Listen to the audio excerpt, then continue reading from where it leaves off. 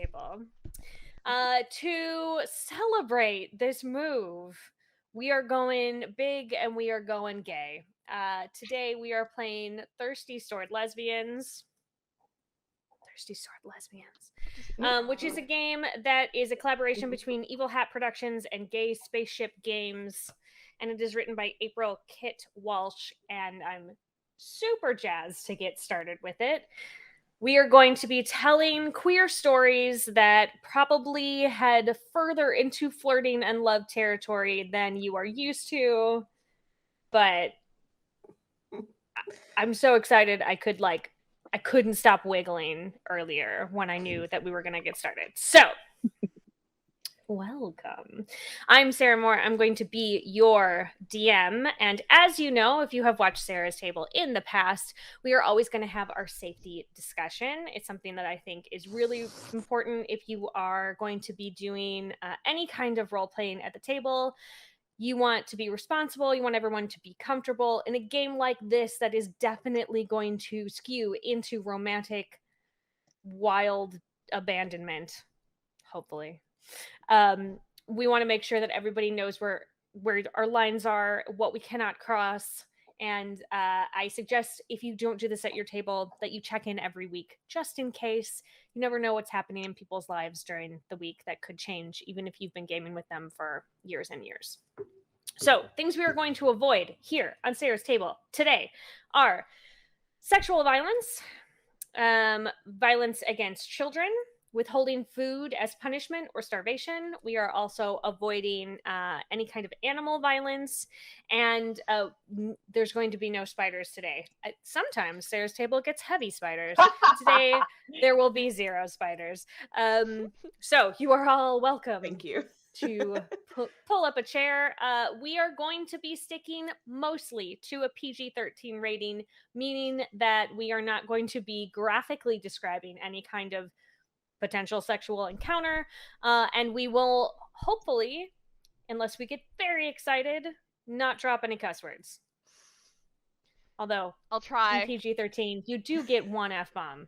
Okay, you cool. do get 1. I get 1. But this is something that you can bring your children to at your own discretion, of course, but we are going to keep it a little bit lighter in that kind of situation. I'm going to go around the table. I'm going to have my players introduce themselves and their pronouns, and then we are going to talk a little bit about what drew them to wanting to play Thirsty Sword Lesbians. And I'm going to start with Brie, because she is the first one that I see.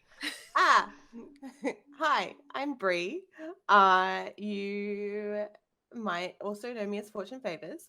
And my pronouns are she, her. I am keen to play anything that has a bunch of badass bitches and a ton of flirtation. So when Sarah invited me to play this, there was no way I was saying no. Yeah. Yeah, I'm really excited about that whole thing myself. Yeah. I can't wait to sort of put you all in randomly awkward and or suggestive positions. I love that. Or sentence. both. Or putting myself who in knows? those positions. Yeah, right? I'm already there. I live in that position. Adriel, tell me about you. My name's Adriel, and my pronouns are they, them. And I have been wanting to play Thirsty Sword Lesbians forever, because before the Kickstarter started, I was looking forward to it, and then it did super well, and it just one, the art is gorgeous. 2, it's a game for me and for the people that I know in a way that other RPGs are not. And so that is a lot of what has me very excited to be able to play this today and the next time. And we'll just keep going forever, and then it will take over the whole stream, and there'll never be anything else. Don't tell Chris, he'll be mad I'm not doing any more 9th level games. Do we have a Thirsty Sword Lesbian puppet? Because we're gonna get there, I think. Maybe we'll build the puppet today. Can't wait. Lanta. Hello. What's up? What is up? What an amazing day. It's morning here, and I'm so excited for this. Like, my body is jittering. Hello everybody. My name is Lanta. You guys can find me all over the internet at LantaFanta. My pronouns are she, her. And I am so excited for a game that, you know, integrates flirting as like a central kind of plot hole. And like giving, you know, creating that world mixed with like sword fighting, and you know, it's very sexy, and I'm just like, so I'm really excited to kind of dive into that. Yeah. See, I love that everybody when they're talking about it is wiggling. Like, we can't stop wiggling. It's a very wiggly Sarah's table today. Nat, bring us home. Yeah.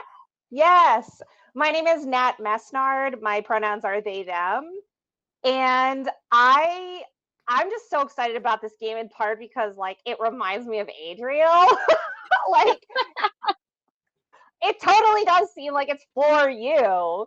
And I love that. But also for me personally, I often use role playing as an opportunity to play out masculinity. And I feel like Thirsty Sword Lesbians is a really cool opportunity to play out femininity and queer femininity. And since I typically play like guy characters when I role play, it felt like a cool opportunity to play a she, her, and play with femininity and just like be really excited to do it. So it's just a fun like place to like expand the range of the characters I play and fall in love with, because I fall in love with all the characters I play, and hopefully also will fall in love with all of you. It'll happen. We're gonna do our best to make sure. We are definitely She's willing. already started. Her character who's gonna be she, her, has taken over Nat's body, and it's time. We're doing it. The wiggle. So normally this would be where we just jump into the role playing on Zara's table, but I thought because this is such a different kind of style of game that it would be very cool for you as the audience to watch us build the characters and also build our setting. And if you don't think that's cool, that's too bad. That's what we're doing. So you get to watch that. But also, you know, I think sometimes a peek behind that curtain, behind the creation curtain, if you will, which sounds very suggestive, so is perfect for today.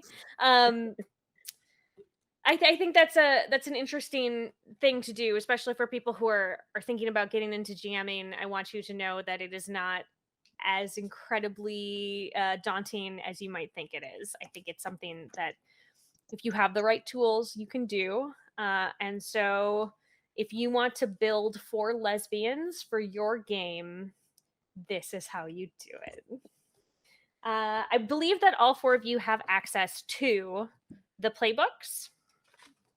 Correct. Yes. So the first thing that we're going to do is choose our playbooks. This is a little bit different than like a D&D sort of situation where you would choose like your character class. We don't really have character classes. We have playbooks, a little bit like how Blades in the Dark does it, or Scum and Villainy. There are a set of things that are true for each playbook that are definitely things that happen, and they're only things that you can advance within that playbook. So like one of them is the Beast and another one is the Chosen, and if you are a Beast, you cannot choose anything from the Chosen's playbook. You stay you stay in your lane, if you will. I'm not saying I'm going to put you in a box. That's not what I mean. Although there will be lots of box talk today with lesbians. Lots of boxes, no closets. No closets. You are completely out of that closet. Is there any ones that you are interested in at the table? I know there's somebody who is interested in playing a scoundrel. That is me. I would love to be the scoundrel. I did take a look at the playbook. Yes. Oh. She's real good. We like her. Anybody else? Thoughts? Do you want me I can read them out. There are different kinds. I'm gonna go We with have the beast. beast. I have to. Yes. I can't not. Yes. Right? When Yes. you write Get that enough, beast. when you write enough werewolf smut, you just kind of integrate into The it. beast. The beast Ah. looks like this. Stunning. I'm actually Gorgeous. love. I'm gonna go more with like a. I've been playing a lot of Final Fantasy also, so I'm gonna steal a little bit of the Miyoto, which is the cat girl kind of vibe from it. Yes. Mhm. Yes. Just so it's like that really kind of femme presenting, like, oh please, like, don't even. That's the kind of vibe I'm gonna pull with my beast character. I love it. We also have the chosen. We have the devoted. We have the infamous. We have the nature witch. We have the seeker. The spooky witch. And the trickster. I am so torn between the spooky witch and the trickster. I can't even. The spooky witch, I just want to be the spooky witch. Look at that art. Can I just live that? Here's the art for the spooky witch. Yes. Oh, Yes. yes. I am put off by the fact that the spooky witch has a spider on her head. I do know that I don't have to do that. That's true. Yours could be spiderless. I You could get could- rid of that spider. Yes. Or it could be just a wonderful exploration in conquering your fears. But no. But no. But no. I That's don't need for it. another day. I love the explanation of them though. Like the spooky witch is a weirdo who does their own thing while craving connection. Like it's adorable, but also like I just love it. I love it so much. Yeah. I see pieces of myself in all of these archetypes. Mhm. I'm like, oh no, I am also that person. Oh no. Yeah, I think that I am both of the spooky witch and the trickster, and I do, which is completely contradicting and terrifying, but also that is how people work. Yeah. So I'm gonna keep flicking back between those two until I'm seduced by one So- of them. All right. Adriel? one So, calling you? yeah, actually, so Nat and I talked about this earlier about which ones we wanted to be, and Nat, I'm really sorry, I'm totally gonna zag, because I really want to be the nature witch. Is that I okay? knew it.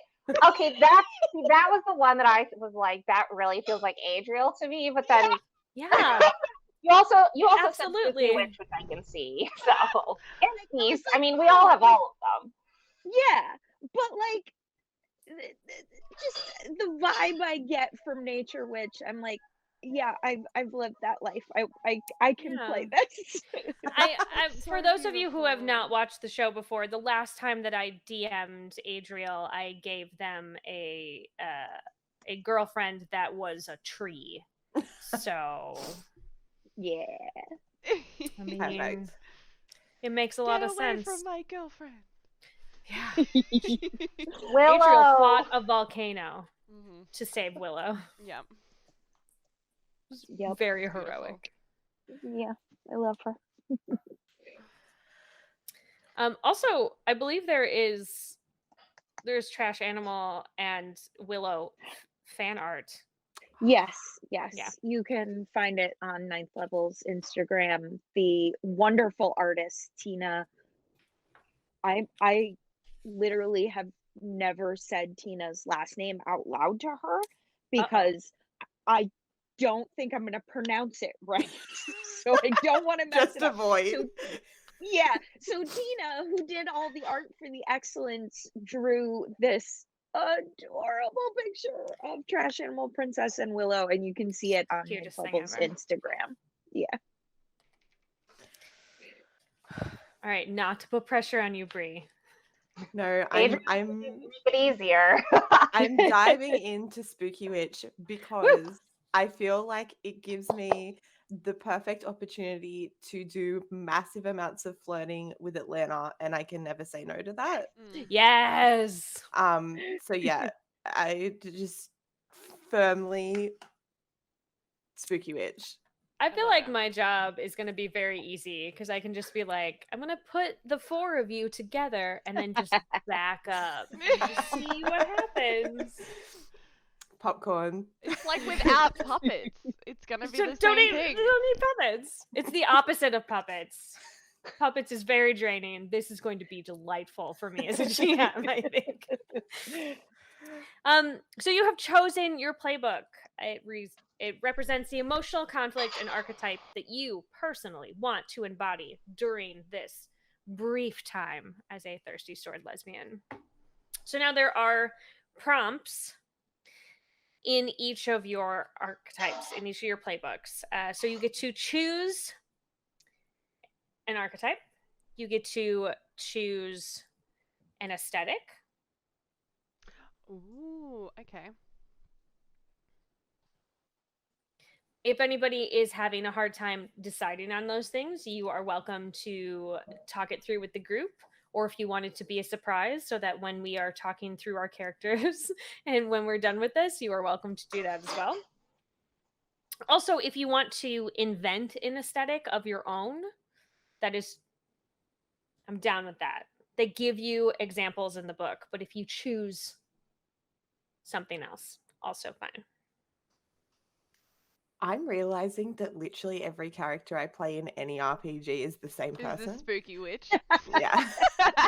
And it's just my ingrained desire to be a spooky a flirty goth woman. You can finally like reach the like pinnacle of that in this game. Yeah. Like, Yeah. Yes. Absolutely no veils in this one whatsoever. well, what's interesting is like this game has an interesting thing of like you can decide like when you resolve the like core like emotional tension, and then you pick a different playbook. So like this might be the moment when you like resolve the like long-term arc of like your need to play that type of character. Like I knows? was both excited and sad and terrified for that resolution. like, who would you be after the spooky witch? I had that question Who am myself. I I? was like, how could you move on from one of the playbooks? But it says that you do. You can. I don't know. You get Yeah. to. If we find what at your core makes you a spooky witch, we can analyze it to death, I guess. Oh. Until you wow. transcend your spooky witchdom. I'm fine. Like, Bree's I don't want to go have a transcend it. moment in the corner. Bree's like, you can't make me. He told me it was meant to finish when the early 2000s finished, and I said no. No, I won't do it. Anyway, archetype, aesthetic. There are 2 columns of stats. The stats that you have are daring, grace, heart, wit, and spirit. They're 2 separate columns. You were going to choose one of those columns, and then you get to add 1 to 2 different stats. So these are like the base for your playbook, and then you can customize just a bit. Yeah. So you're allowed to add like a +1 to any of them. Add +1 to 2 stats. To 2. They have to be separate stats. Okay. Is that after adding these ones in?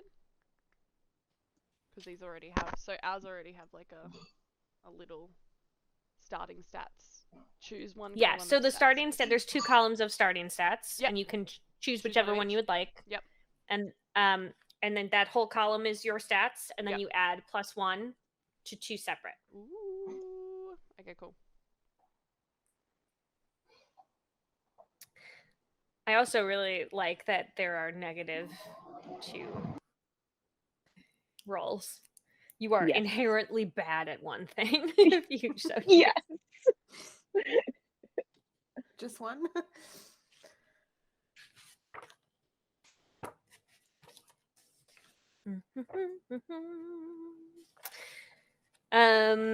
Hey, Sarah. Yes, dear. question about the starting stats. So looking Yes. at my starting stats, I'm seeing a +0 in one column and -1 in the next column. And Yes. I'm confused about. Oh, I choose the column. Yeah, you get to Doesn't choose write whichever there. column. So either the highlighted column or the non-highlighted column. I got that at exactly the same time as you, Adriel. You like vocalized my acknowledgement. I'm glad All that right. we were on the same page there. Okay, cool. I'm happy with this. You think? Yes. Got mine set. Okay. And so, sorry, we Tell add me. 1 to 2. Yeah. Correct. Correct. Okay. So the maximum stat you could have in any category is a total of 2, right? Correct. Yeah. You can't go above a 2 in anything. Yeah. But you also, in this starting block, can't take a 0 up to a 2, and you can't take a -1 up to a 1. Like, you can only Okay. your added has to be in separate ones. lines. Yep, that works. Just gonna do a bunch of random hand movements because I assume that means that you will understand it better, Ninja. It did help. Vogue. When in doubt, Vogue. Yeah. Okay. People I'm watching this are gonna be like, "What is happening?" What did I just tune into? Why haven't I been here earlier? Doesn't matter, just enjoy it. Would this make more sense if I was watching from the start? No, it No. wouldn't. No. Mm-mm. I need to. Okay, so the next step. So I can't see archetypes. What is wrong with my eyes? You can't see them? It should What be am I right looking- underneath like the a- description. It's like Aesthetic. above the head of the character art. Oh yeah. Yeah, it's above the It's head of tiny. the character art. Oh, It's small. examples, so you can pick something else. I know Yeah. you said that. Where do I write that? I don't know. You can put it in notes, I guess. I'm also Yeah, if you are choosing one of the 3 that are on there, you can just circle. If you are choosing one of your own, maybe if there's a notes section. Cool. I'm also very confident in my +0 wit that I assigned to this Love it. character. I'm getting in character early. Mm-hmm. Excellent. It's like I had a -1 to wit, so I moved that up to just a 0. Are people picking the existing ones or coming up with an idea? For archetypes? Yeah. Do you have any that appeal to you on your sheet? So, Ranger Between Worlds kind of fits with the character that I'm thinking, just because, like, you know, she does blend between both worlds of this, like, both supernatural and non-supernatural. So that it kind of relates to it. But I am kind of contemplating whether or not I could come up with something different, but still within that kind of realm. Realm is a good keyword to kick off of. I might just go with Shimbo Pirate. Like, Oh, I love it. It's wonderful. Yeah. That's wonderful. Oh, I love it. which is just the top of my list, but it's everything I want. Nerdy alchemist. Ooh, yes. Love that. That's Yes. like a pirate and supernatural vibe, I feel like, too. Like, we're kind of... Mm-hmm. Am I forcing myself to be shipped with the beast before we've even started? Yes. Like, I feel I'm- like you need to like wait and like play the field a little bit. Who knows? Yeah, leave your options open. Yeah, come on. Nerdy, Well, nerdy and these alchemist. lesbians can absolutely be poly, so There we go. you can forge connections with more than one of your fellow travelers and or as many NPCs as I can throw at you. Yeah. I'm gonna make them all super hot. They're gonna be really It's just gonna like be hard to say no. just like little pieces of candy out in front of you. I What are love you gonna it. do? And then each playbook, the next section of each playbooks is a little bit different. So, Beast, you have a feral track. Mm-hmm. Yes. If your feral track ever gets up to 4, you transform into full beast mode. Yep. If it drops down to 0, you don't have access to your beast abilities, but because you've like assimilated into society. Yeah. So you're going to start your feral at 1. Yep. And then we will keep track of what has happened to you to make that go up or down. Nature Witch, you have curiosity. Dealing with people feels new to you and you might be awkward. Doesn't fit you at all, Adriel. But you want to learn. What better way to learn than by doing? So you get to choose. There's a list of trials, and you get to choose 4 of them as trials that you would like to go through. Okay. If you complete all of your trials, you have the option of picking new trials or adopting a new playbook. Ooh, that's exciting. Scoundrel, why are you so fickle? Wouldn't you like to know? I would like to know. So you have something called living in the moment. You need to choose something that you'll be able to grow past to give your character an emotional story arc. You don't need to figure it out immediately because the scoundrel themselves may not know what it is. But you need to be sort of thinking about what would happen. And if you need to wait before next session to have solidified that, you absolutely can. Spooky Witch, you have access to something called the unseen. Oh. They are mystery beings. They are mysterious beings most cannot perceive. So, Come on, Brie. This is just you. what do you think your unseen are? Are they friendly? Are they angry? Are they ghosties? Are they nature spirits? I think they're just sassy, just super, super sassy. Okay, so are they sassy? Are they sassy spirits? Are they sassy creatures from nature? Are they aliens? They're spirits. Oh, you did say aliens, though. I did say aliens. Can they be ghostly aliens? Yes, I say yes. Yeah.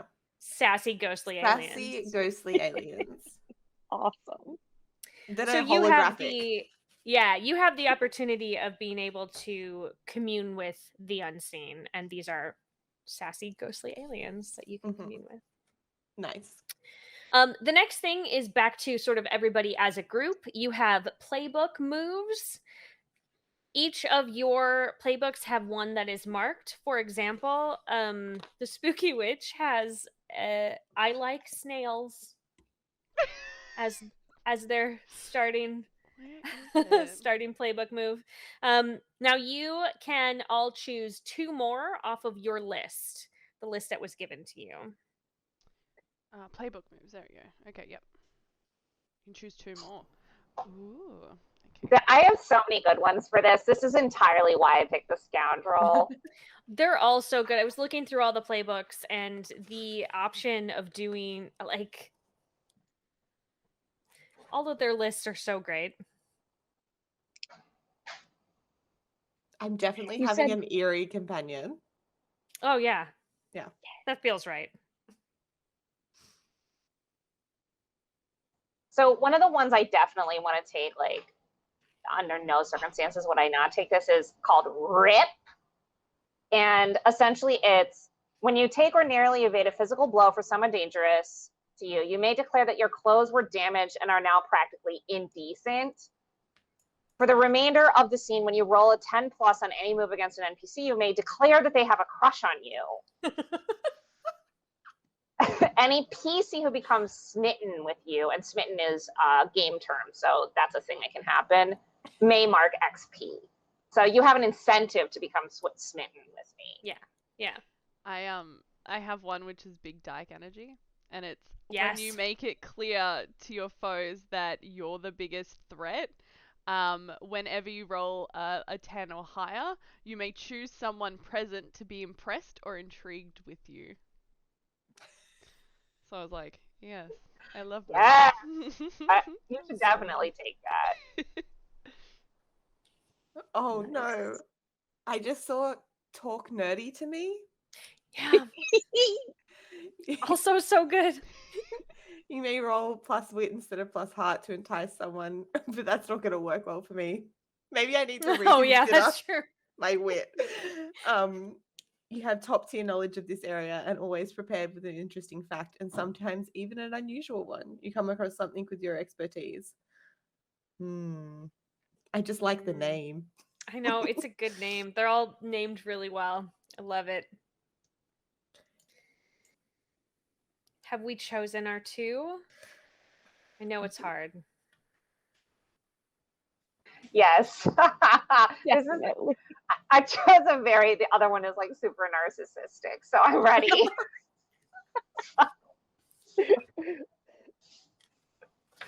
Okay. Yep, okay, I'm good. I'm ready. Ah, We're gonna give Brie a moment. I'm so indecisive. It's okay. See, feels appropriate for this too. I want all the things. I want everything. I want everything. That is Everything. I mean tracks, but I'm gonna go So- with Oh, Dream Walk. starting early, sorry. My cat is in my office and my bigger dog is trying to keep the cat from doing anything she doesn't want him to do, Great. which is exist. Yeah, fair.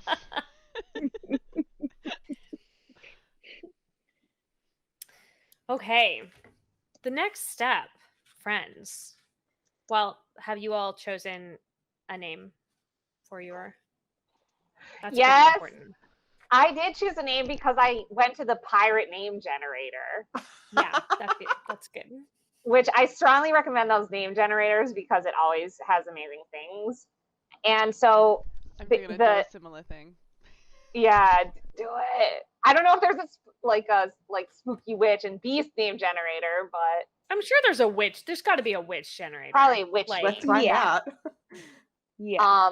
So the name I chose for this is Norma Slick and Sly Nightwind. Ooh, That's wonderful. that is good. Awesome. Oh, my partner is in the other room laughing.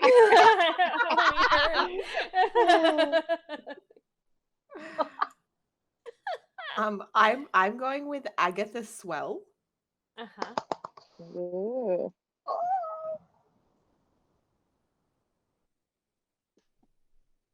Adriel.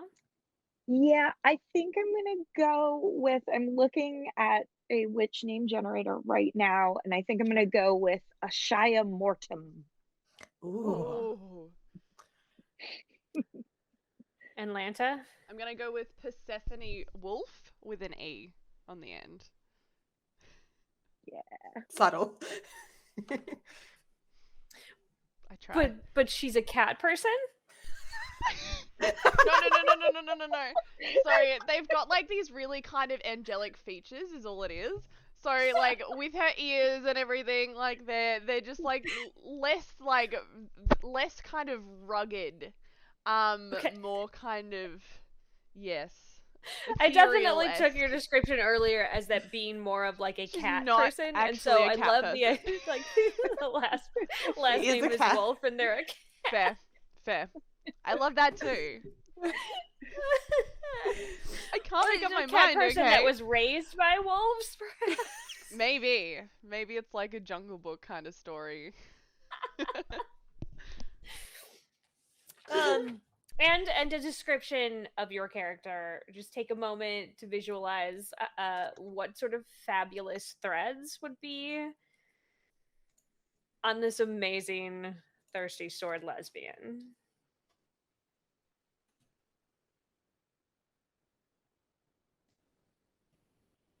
And everyone gets lost in their brain of like, man, I look cool. Yeah, I look real cool. Can I date just- me? Yes. Go on a date with yourself. Take yourself out for a drink. And some lovin', perhaps. My favorite kind of night. Right? All right. I believe that we are at the point where we can introduce our lesbians to each other. So, in this introduction, reiterate your name, please. Tell your character's pronouns and sort of go through each of the things that we have chosen. So, tell us your aesthetic, tell us your archetype, tell us what special moves you have. Don't put the moves on us just yet. Keep it back. But and tell us what you look like so that we can get a good example of what this party is going to be. Who would like to go first? Yeah, I'll go get first. Atlanta. Go. Awesome. I am Persephone Wolf. I go by she, her. I have long brown locks with like real cute kind of jaggedy bangs. I've got like a curvy but really kind of athletic body with like you can see like muscles and everything, like really nice defining. I'm wearing practical clothing, so it's like cargo pants kind of with like a crimson kind of tank top. It's got a little bit of like it's got a little bit of like kind of little holes in it, but it works. It's fine. With like combat boots. My aesthetics that I've chosen is like a hungry demeanor. Practical clothes, and a sword of teeth. Ooh. Ooh, So, yes. Yes. is the sword made out of teeth? Is it? Yes. I was thinking either I could use my own teeth as a weapon, Oh, sure. or I could for sure have a sword of teeth, a single tooth sword like daggers from like Ooh. yeah. Ooh. Yep. I like that. I I like them both. That's great. And my archetype is a ranger between worlds. So like I blend in with society, but I'm gonna play off that I'm not a werewolf because I don't know who knows about us. So yeah. Great. So So do do you you- always present in slightly beastie form? Like do you have fur, or is this? So I don't have fur. The only thing Okay. that I do have is ears, but I play them off as like I play them off more as like it's just an accessory that I wear. Yeah. Like a headband Exactly. of ears? Exactly. They move, but Great. I hope people don't see that. They make those. They cost a lot. Exactly. Yeah. Yeah. They cost a lot, for sure. All right. Persephone. She sounds like a party. I can't wait to see her in action. Who's up next? I'll go as Agatha. So Agatha I'm taking a whole bunch of inspiration from the playbook because I mean, how can you perfect that? So I think the only differences would be that she is wearing a very like sheer lace bralette top that has big like bell sleeves. Ooh. Entirely lace. You can see there's some little pasties, so we're maintaining some mystery. Some yeah, beautiful big long bell sleeves. And that like the nice tight leather skirt that is accentuating this very, very curvy woman. Big like knee-high leather boots. I do love the holographic sunglasses. We'll be rocking them. And I do think that she also has that same effect on her sword. Mm.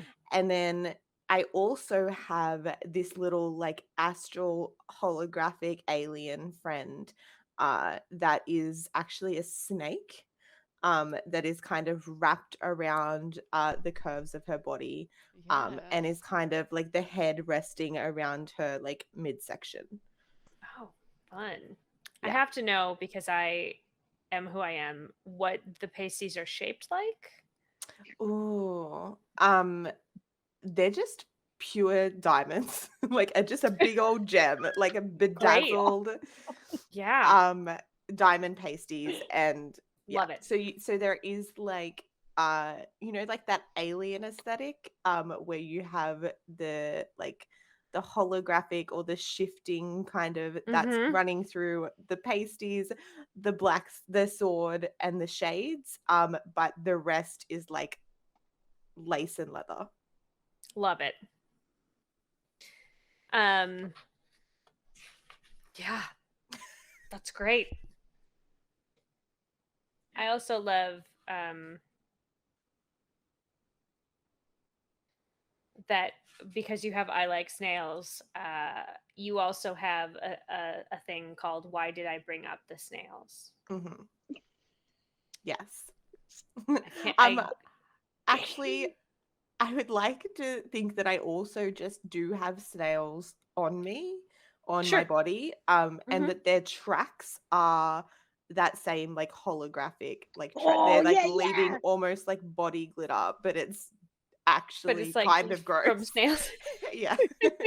It looks Hot. banging, but it's actually snail trail. I love it. And that's Agatha. The entendres in this whole thing that was so far. Oh boy. Okay. Adriel, Nat, who's feeling it? Who's feeling it? Go ahead, Adriel, and then I'll swing in on a rope last. Yeah, perfect. Perfect. Okay. So I am the nature witch, Shia Mortem, and her pronouns are she, her. She is sort of a little bit short, little bit stocky, short, messy hair. She's wearing very comfortable pants with a lot of pockets, practical boots, and a sort of a tunicky top. Ashaya is I also went with stuff in the playbook. She's like that beacon of kindness kind of person who like always has a snack or some tissues in her pocket. She just loves nature. She always wants to be outside. She's an innocent type person. She's got that innocent look. Um, and she has an elemental sword, much like uh, Finn's grass sword on Adventure Time. It's a nice, like, IV bracelet that can extend out into a sword made of plants. Sometimes it's very effective, and sometimes it's not. She also, one of the moves I took was familiar. So she has a familiar, a companion animal, and she can sort of perceive the world through its senses when I choose to do so, and can communicate it with it at any distance. And my familiar is an albino marten. So a marten is basically just like a giant ferret. Yeah, so that's her familiar. And the other move I took, which I'm very, very excited about, is I ship it. I can make matches between people, and sometimes those matches end up, falling back on me. So I'm super excited about that. And I don't want to reveal all of my trials, Sure. but knowing Ashaya, you would know that one of her goals in life is to ride a fantastical creature. Ooh. Oh. That can be interpreted lots of ways. Yes. Yes, I had that exact thought. I was like, could it be one of us? I believe Norma would say, I am a fantastical creature. Exactly. Yep. Before we move on, I do want to know what your Albino Martin's name is, what your familiar's name is. I'm gonna go with I'm gonna call my familiar Yaskier after my tiny dog, who is not on camera right now. Oh, excellent. Yeah. And Agatha, does your unseen have a name? Let's go with Sissy. Oh, Yeah. Wonderful. All right, Norma, swing in. Woohoo!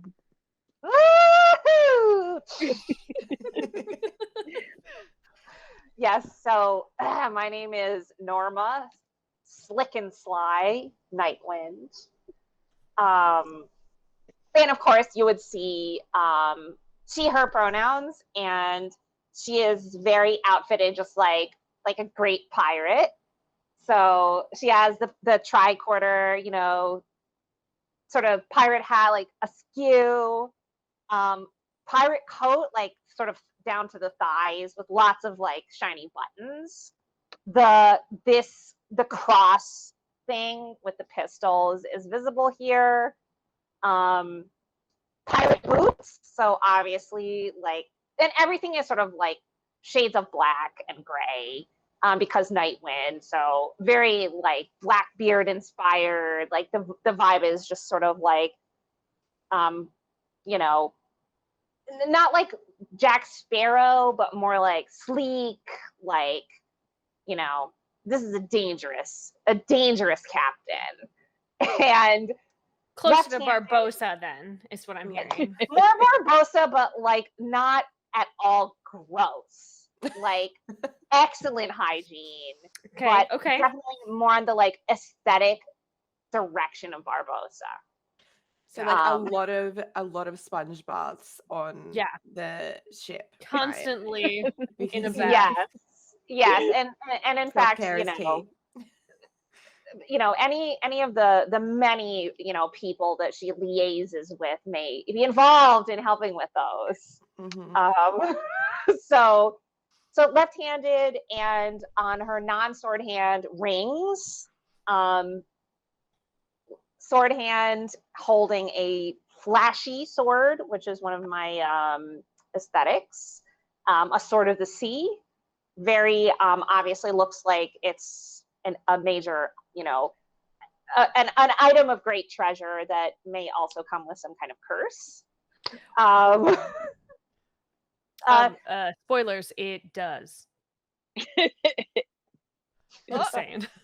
What have I done? So there's that. I just described the clothes, so I think I took my own aesthetic there. Gaudy costume, I think, is the closest for my playbook. And then for demeanor, I would say eyes only for you. Ooh. Never trust a pirate. She's a player. Don't trust this pirate. But I want to so bad. I know. I'm excited to see Norma romance each and every one of you. Let me fix you. Yeah, I was gonna Please say. let me fix you. Well, I can make a change. There's definitely a fear of intimacy that you would sense in the emotional aura of this person. So, addiction to love, but a fear of maybe true actual intimacy. love. Indeed. Sarah's like, Yeah. Turn that down. So I've never dated any of those people. It's fine. I don't know what you're talking about. New person, completely new person. So I'm so excited to get these characters on their feet. But before we can dive into any of that, we need to decide the tone and setting of our game. You can put Thirsty Sword Lesbians literally anywhere in the galaxy and or world. So, Boo-boo. There's a very handy little guide in the back of the book called the World Building Worksheet, so that if you decided to take your characters and put them in a world that you either build yourself as a DM or as a group build, that you can do that. There's lots of settings in here if you decide that you want to go with one that's already made. But I think because we have the time and because we have these fabulous characters, that it would be really cool to tailor what they, where they live to the four of them. So let's figure out first what the genre of our story is. So we have, like, is it a historical fantasy? Is it regular fantasy? Is it a space opera? Is it urban sci-fi? Is it modern secret immortals? Intrigue punk? Some sort of fanfic based on any existing media? What's grabbing you? What story do you four want to tell? I mean, I'm biased, but I would love to go to space. I don't know how I'd end up in space. So, No furries in space. I promise I could find a way to get you to literally anywhere. I promise. Well, I mean, I could be more like a Han Solo type of pirate if we wanted to go in that direction. And Space pirate. yeah, I'm here for that. But I'm fairly certain that Norma is Lando Calrissian yeah. as opposed to Han Solo. that is a good assumption to make. I guess that's But we don't possible, yeah, like a sci-fi. Sci-fi? I can see that. Because we could start in urban sci-fi and Mhm. go to space because, like, I think we can all fit in that space. Mhm. And as we noted, there are many famous space pirates. There are lots of things. So we I could mean, we could start like terrestrial sci-fi, Yeah, and then yeah. I'm sure there's some reason to go to space. Many. Nat, would you be all right with Norma's ship being a spaceship versus a I mean, we're writing Yeah. this universe too. Is there any reason why the spaceship can't look like a normal ship that just flies It through can. space? It just needs to be fully Yes! enclosed in order to go into space. Like a But yes, weird it can look- biodome that, Yeah, that oh, like yeah. encapsulates the Yes. I spaceship. think of Treasure Planet. Yes. Space. I like it's so indicative. I don't know everyone's sexualities here, but the whole joke about bisexuals is that they are indecisive, which is super true of me as a bisexual. I will own that. And I said, "What genre do you want?" And you bitches picked two. You were like, "This one and this one. I also Both. did want to pick two characters. Both is good. Yeah. Both is good." Like, all right. What stereotypes? Shut up. I'm also sitting weird in a chair right now, so I don't want to talk about it. What is the tone that we are aiming for? This is most important for me personally when I am crafting the adventure. Are we going goofy slapstick? Is this escapist? Is it cathartic? Is it really sweet? Is it angsty? Are we smutting it up? I just need to know what you want so I can make it for you. I see some smirks on faces, and I feel like it's because you want to say, "I want smut," but you don't want to say it out loud. space smut. Uh-huh. Yeah, I feel. Sarah, Mhm. can you please write us space smut? I can 100% write you space Oh, smut. I am so ready. Oh Right. my goodness. Yes. But because I can't pick just one thing,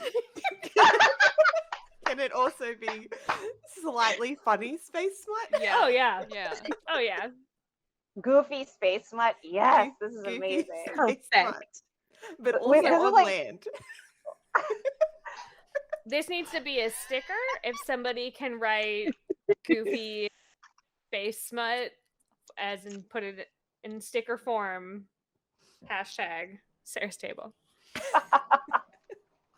This is really taking my hashtag of joyful gaming to like a whole nother level. This is a different kind of joy that we're all bringing you today. Okay. Is there anything in this genre which we've just invented called goofy space smut? I don't know that there's anything that's like elements of this genre and tone So ready. that you really want to see in the story, and or ones that you definitely do not want included. I don't know what the elements of this genre are. Wait, I'm looking up a genre. Yeah. I both want to and do not want to see tentacles. Okay, Yeah, I feel oh, like that's yep. got to be a given at some stage. Where it's, come on. Again, I will both include and not include tentacles somehow. Good, awesome. Thank you. Mhm. Got it? Maybe I want them to be there, but I don't know if I want them to touch me. Well, sure. Consent is important, so you would initiate the interaction with said tentacles. They could be there should you feel adventurous. Maybe it's Good just to know. something the ship supplies. Who knows? Wait, I'm sorry. It's just covered in tentacles. It's how it moves through the. Maybe this ship is a tentacle. It's a giant tentacle. This ship One has tentacle. a tentacle. We're room. in a It's all tentacle that's just green. going like this in the I was gonna ask if we Maybe, could have living maybe the ships. galaxy is one large tentacle that you're Living- inside. Living We're getting ships. really existential here. Is it Living an ships organic is cool. an Oh, organic spaceship that that you will inevitably get with? I mean, Oh my gosh. You are all in a yeah, polycule with the spaceship. like a sexy AI. Oh my goodness. Wait, is that how which we means meet? that Because now we're- the spaceship needs a name, and I get to play the spaceship. So you are all dating me. Okay. Yes. Yes. I love this game so much. We haven't even played anything yet. This is the best game ever. All right, organic spaceship that you live inside. That has tentacles. Organic tentacle spaceship. So she can pay attention to us all at the same time. There we go. So many different limbs that can come out. Mm-hmm. All right, we'll name her. Do we have a name for her? Wait, tentacle name generator. Hang on. Oh no! Be careful what you Google. Oh Oh, For people watching at home, please be careful what you no! Do not Google that. We really are skirting that PG-13 rating. Hold on. Okay. Legendary creature name Okay. generator. There we go. I like that. Oh, yeah. How about Cthulhu. well, some of these are crazy. Chichulu. I thought there had to be some kind of pun with like she'll do you or something. Mm-hmm. There She'll might do be ya. something there, but I haven't reached it. Or We like do need the name lover generator. in some other language, perhaps. Mm. That As would we be all like bust out. Hold on, let's all Google Yeah. things. Okay. Riveting television. This is everybody. how I'm playing my character for the game.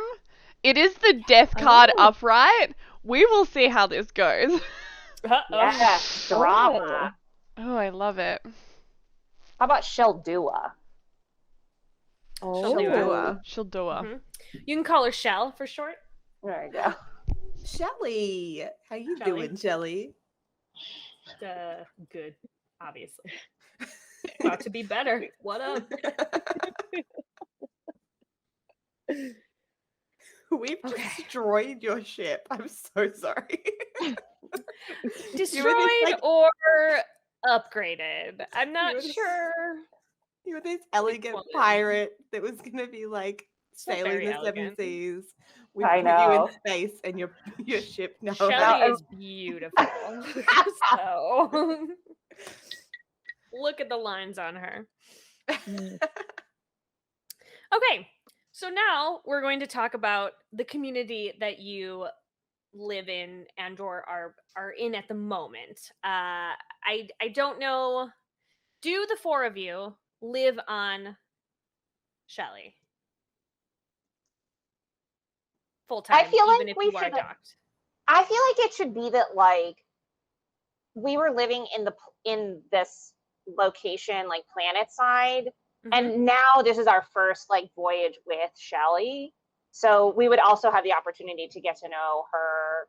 So And Shelly's a new addition to the group. mhm. Got Yeah. it. I think Yeah. maybe I met Shelly on Tinder, and she's invited me Yeah. to go on a space expedition.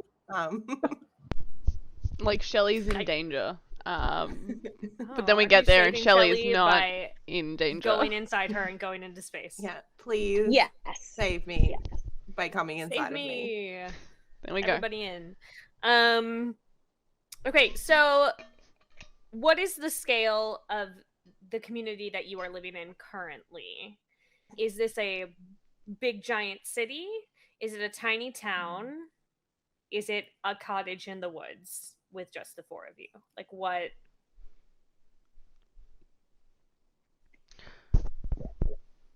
Maybe like town sized. Town size? Yeah, So I was that- thinking So that town. yeah. It's like maybe we've passed each other in the street like once or twice and it's been like, but like haven't actually communicated. How many Okay. lesbians are there in the village? Like The entire we- village is just built up. All them. Yeah. Yeah. All of them. Yeah. All lesbians. I feel like this Yeah. is like if you guys have seen Mad Max Fury Road, maybe it's like the society formed by the Vuvolini, like the matriarchal, like badass ladies kind of Mhm. created this location. Okay. Yeah. I'm gonna say that's probably a widely known village of matriarchal badass lesbians. Mhm. Perfect. And I like that it's widely known because that means that people can go there because Correct. I feel like Ashaya probably didn't grow up here. Is this like the lesbian promised land? Like Yeah. we've all voyaged to this lesbian town where we can finally find salvation. Too many crossovers. Wow.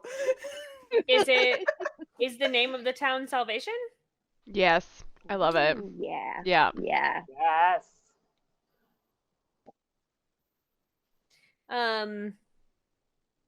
So what is especially positive about Salvation? Like what is some of the examples that they give in the book are reliable emotional support, skill sharing, virtuous leadership, safe stronghold, wisdom from diverse experiences. If you had to pick one thing about this town, That's tough. one But- thing. I think safe stronghold. I know it's going to be two. I know it is. But I- let's pretend for a moment. But like wisdom from diverse voices and experiences is Yeah. probably also true. You need that in a stronghold. Exactly. Yes. You invited Yes. us, Sarah. I brought this upon myself. Damn it. And wisdom from diverse experiences. Okay. They're both on there. You only get two. So we need to create an NPC that epitomizes that virtue. So that NPC could be Shelly the ship, if you would like. Mm. Or it could be going with our theme, a second NPC. Whichever one you would like. I think Shelley would be amazing. That Shelley brings us together with her tentacles of wisdom and keeps us safe. Exactly. Hashtag tentacles of wisdom. Shelley for president. Shelley 2021. Maybe she is the Shelley president. is the president. Shelley is the president of the town. Yes. Well, then what does she want She's campaigning for president of the galaxy. from you? What does she want from you? What is it that she needs? Someone's before- stolen all of her pamphlets, and we need to figure out where they've been. Someone it has something. They could have stolen something from her, for sure. Mm-hmm. Well, we have to go out into space in her, I feel like. So Yeah. maybe there's another world where there's a community that's in conflict. Ooh. And Perhaps she it wants is Shelley's homeworld. Ooh, love it. More tentacles. It's a home world where these living ships come from, Mhm. and they're all very like service oriented. Like, I don't want to say military, but like Mm-hmm. there are things you should Structured. do. Yeah, Regimented. structured. Yep. Yeah, but Shelley can't live like that. She needs to be free. So are we teaching the other ships how to party, or are we like Yeah. saving Shelley from? No, Is because it Shelley's teaching already them how to president. party, or is it teaching them how to love? Let's find out. Ooh. Well, maybe they're embroiled in a conflict where there's been an opportunity for them actually to offer their service to some type of military conflict. And there's a Oh. decision to be made here about whether or not these living ships should give their leal service to this galaxy This wide entity. conflict, or whatever that conflict is sort of like they've come and asked these living ships, like, we need your force. You guys are serious, like, heavies. You're really basically better than any constructed ship. So, like, this could really help us push our galactic agenda here. So we need you to figure out if you're with us or not. This is giving me like very serious Yuuzhan Vong vibes. I don't know if any of you are enough of nerds to have read the Star Wars Extended Universe books, but I read one. there's I will openly own that I am that nerd. Hi everybody. There is a whole storyline in the Star Wars universe, extended universe, prior to making like the most recent trilogy of movies, that this planet called the Yuuzhan Vong came and invaded, and all of their technology was organic living technology. So they basically like bio-linked with like their ships and their speeders and everything like that. And that's how their computers were not computers, they were like creatures, which is that same sort of the feeling I'm getting. And then we're gonna slap sex and shenanigans on top of it, and I'm very excited about it. What is the serious flaw in the community that you are living in now? What is wrong with Salvation?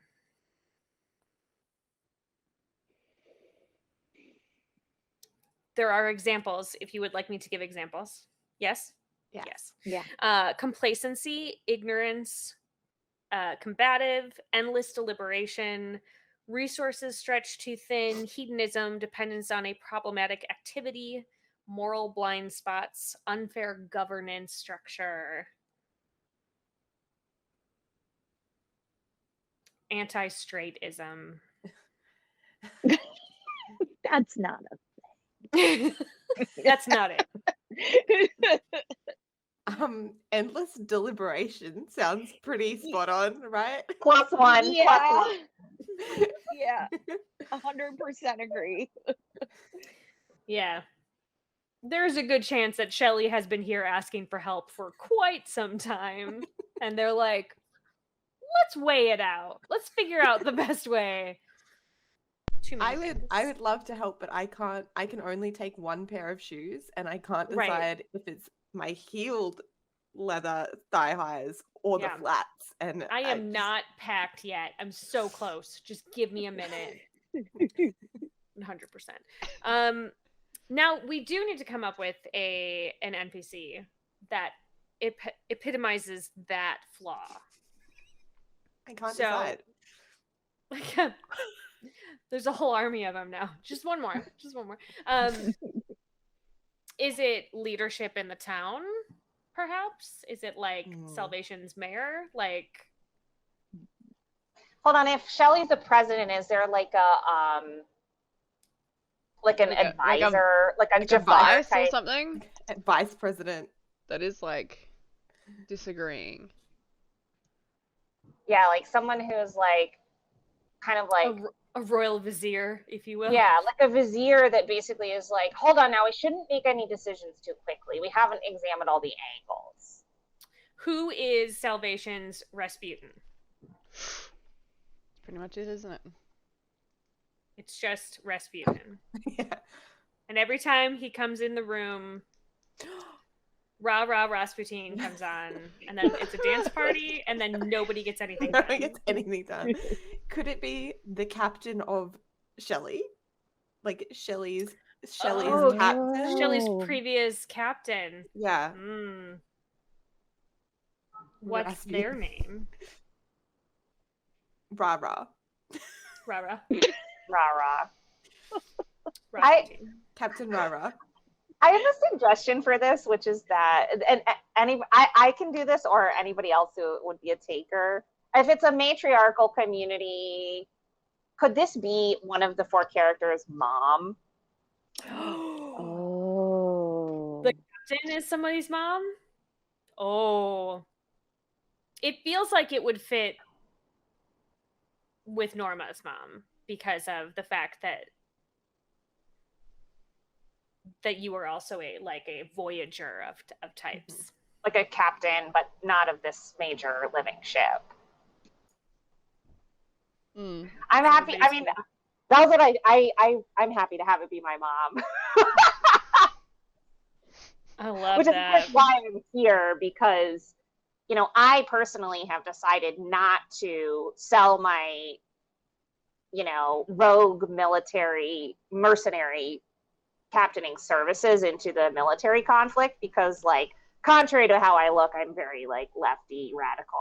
No violence, please. Like, so I'm here I living only with my use mom this sword for sexy purposes. for tilting people's chins up. Right, dramatically. Well, I might get into a little bit of flashy sword combat, but I'm not a fan of, like, oppressive, ongoing war in the galaxy. Yeah. Interesting. So much okay, so the last thing that we're going to define before we go on our little bio break is we need to define at least one, so I know it's going to be 2, locations associated with our community and why they would be a dramatic place to have a sword fight. In our community? In Salvation. Mm-hmm. We could have a spot where ships launch from, because clearly this is a spacefaring world, and could be very dramatic to have fights there, because maybe it's over a natural gorge. Oh, space docks over the gorge? Over the gorge? Yeah. Over the gorge. Perfect. I'll come up with some kind of very clever name for that. I swear. I know you want a second location. Tell me what it is. Where else can we do a sword fight? Like a saloon or something, Like a space. Oh, yes. Cantina. Yeah. Yes, Cantina, please. I would say, because this is a community of Thirsty Sword Lesbians, my guess is that the cantina has, like, instead of a stage, they have, like, an area for sword fights. A pit. Yes. Sword fighting pit. Pit. And can it be right in front of the dock so that we can have like swinging doors that move from the cantina into? So that you could, if it's a very dramatic sword fight, you Mhm. could start in the cantina and then take it outside Yeah. onto the dock. Yes. Yeah, Got it. so they can literally say, take this outside, and then we Yeah. Yeah, can. take it outside. I would say Yes. that anything that progresses to the space docks is probably like of the most importance. They're like the Yeah. really super dramatic ones. Mhm. Some of them could probably be settled right inside the cantina. But almost all of them do eventually lead their way out because we're that dramatic. I mean, they all think they're the most important one, I would imagine. This is the most important sword fight that's ever been fought here. Listen. Yes. It's Important. almost as important as the one that happened that was very important about 5 minutes ago. About 5 minutes ago. And then there's some other ones going, can you hurry up? We've got a sword fight. I have the 4:15 slot. You guys are taking too long with your pre-fight banter. Please Wrap it up. move it along. This world already is bonkers, and I'm very excited about it. We are going to take about a 5 to 10 minute bio break so that all of our folk can stretch their legs, and you at home can go make yourself an appropriate snack and drink. I don't know what that is. I can't wait to hear what you all came up with, though. Make sure that you tag me in your snack and drink picks, and then tell me why that is most appropriate for Thirsty Sword Lesbians. And we'll be back in a few minutes. We did it. We made it back. We all are here. Hi. So the next step in our weird, smutty space goofy journey is to identify some toxic powers. We are going to identify the powers that are threatening the well-being. It's supposed to be of the community that you're in, but because you can't decide, we're going to do it in of Shelley's homeworld. So what are the 2 toxic powers that are threatening her homeworld? It's why she needs assistance from you. I think war is one of them. Or like the potential for there to be war.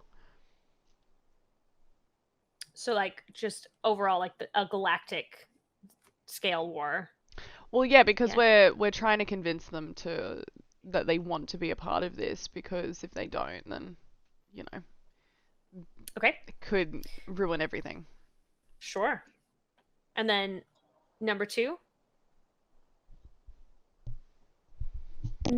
Maybe their focus on structure and order is not allowing for change and new ideas to sort of help them move into the It's next like stage clouding of their their goal. potential. Yeah. So Deep fear of change. Yes. the galactic scale war is definitely a threat from the outside. Okay. And the focus on structure and order is a threat from within. Mm-hmm. So now we need to see what they want, what these toxic powers like want. So the galactic scale war, what does it want? Like, what is the war over? Are we encouraging them to join in the war, you said, Atlanta? I think we're encouraging them to be a part of stopping this superpower from taking over. Love it. Are we going Okay, full so Star I'm Wars gonna here? say that the superpower and not the war is the actual threat. Yeah. Great. Yeah. And so who are those folk? What do they want? That is the question. So Is it, I mean, domination? Oh my gosh, are they all Are they doms? dogs? Dominatrixes. Okay. Is it from the dominatrix planet? The impending Yes. tricks. And they Mhm. want to take over the galaxy and be in charge. Yeah. And Mm-hmm. everyone should obey them. I feel very conflicted because I there's a know. part of me that just really wants to let them do Yep. that. Uh-huh. And that's where the uncertainty lies, because it's so alluring and we want to That say feels- yes. That feels nice. But practically speaking, long Well, but- term, do we Maybe want tricks to take over? Maybe what's happened has been that like they've kind of like their like whole like domination agenda has gotten like too large. Like they're now like on the level of like subjugating a planet instead of a Mhm. person. Yes. Right. And there are right. issues with that where it's like not every member of a planet's population can like unilaterally consent to a kink-based relationship. So Sure. like they can't you can sure it's fine like with an individual, but you're dealing with entire worlds here and they're like we don't care. Yeah, Like- it doesn't matter. They're overstepping consent at this point. They're ignoring consent. Yeah. Got it. That's it. They're drunk I with like power. that one of the questions Yes. is what's appealing about them, and I just want to write yes. Yeah. Yeah, They're do very it, do it. sexy. I think that's fine. Yeah. And so we need one location associated with the dominatrixes and why it would be a dramatic place to have a sword fight. I think the place should be called Dominatrix. Is good. the name of the planet. has to be So their here's red the room, question: right? Is it a planet or is it a space station? Ooh. Oh. Yeah. These are the It's a sexy- questions, it's a Sarah. sexy space Because station. like then it doesn't have to be that it's like this station. Because they has want a just been, planet. like giving. They don't have a planet. Yes, They that's want a Yeah, planet. good it's got to be a idea. space station want a then. planet. Yeah. Yeah. I think like the red room that we need to have like their dungeon is the interesting place. dungeon. Their Got kink it. dungeon is where I'm sorry, at the beginning of this, did you say that we should invite our children to watch this? Well, I didn't think that we'd be talking about kink dungeons. I that was perhaps foolish of me. I apologize. This Maybe please. this is a good time to, if you're sitting with your kids watching this, maybe let's rethink this. is now This when is you a want good to way to talk about how sometimes Exactly. loving relationships look different. This is a Mhm. good time to have a conversation Exactly. about consent and why it's important. Or send them to get you some more popcorn. Have them pop it on the stove. I don't know how old they are. Use the microwave. I'm doing a lot of help. stop help. listening. You're a great mum, Sarah, but please stop giving I'm the parental advice today. I mean, my kids are teenagers and they absolutely could go use the stove. hot Like, oil, go for it. Just don't talk about sex climb dungeons. into the oven, make some things. This is gonna be great. I'm happy about it. I feel good. I'm all flustered because there's a whole space station of dominatrixes. Yes. Nobody's telling me what to do.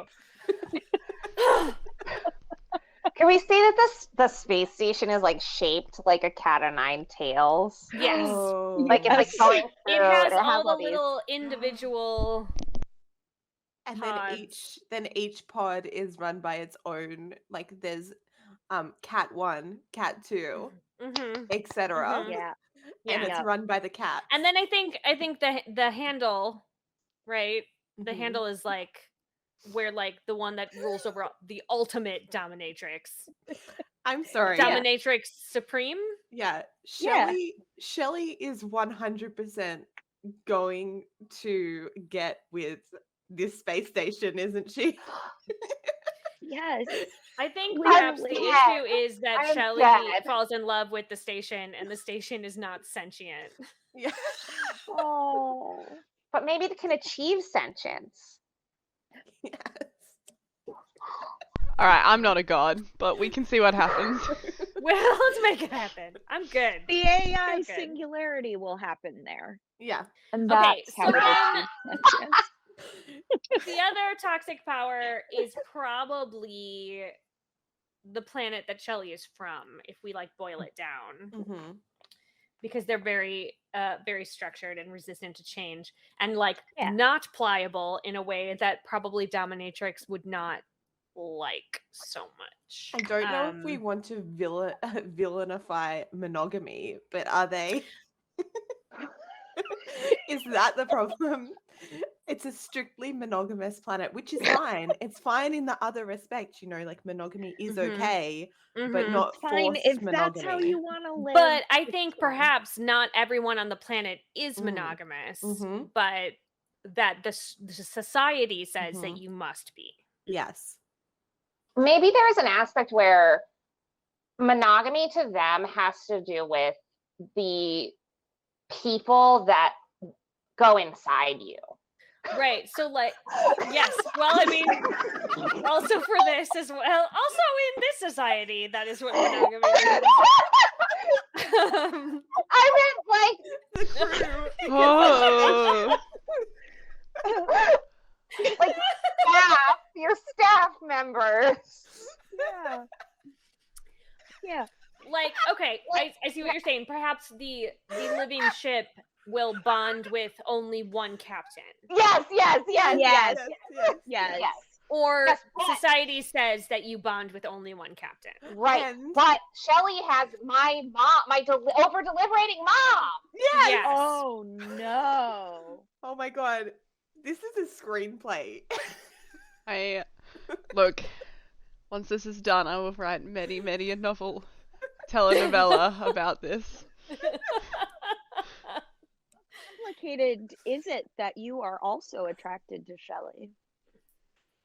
Yeah, we need to do some deep diving. I think everyone here comes with a lot of baggage that is needed to be unpacked.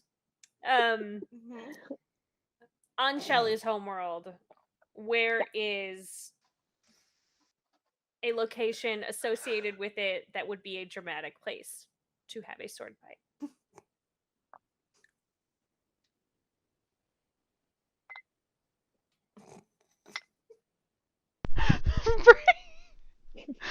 Oh no. What have Brie you got? found a place. No. No, I'm good. What does a planet that is made up of organic tentacle ships? What are the locations?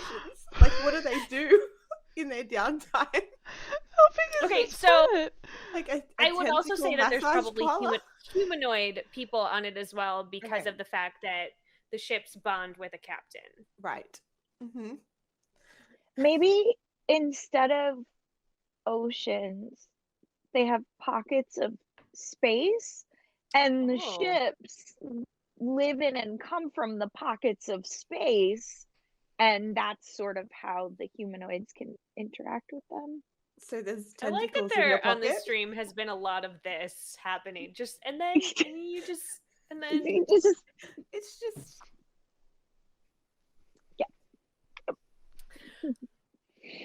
I feel like that was a GIF. Somebody get on that. Just make it, all of us were doing it at the same time.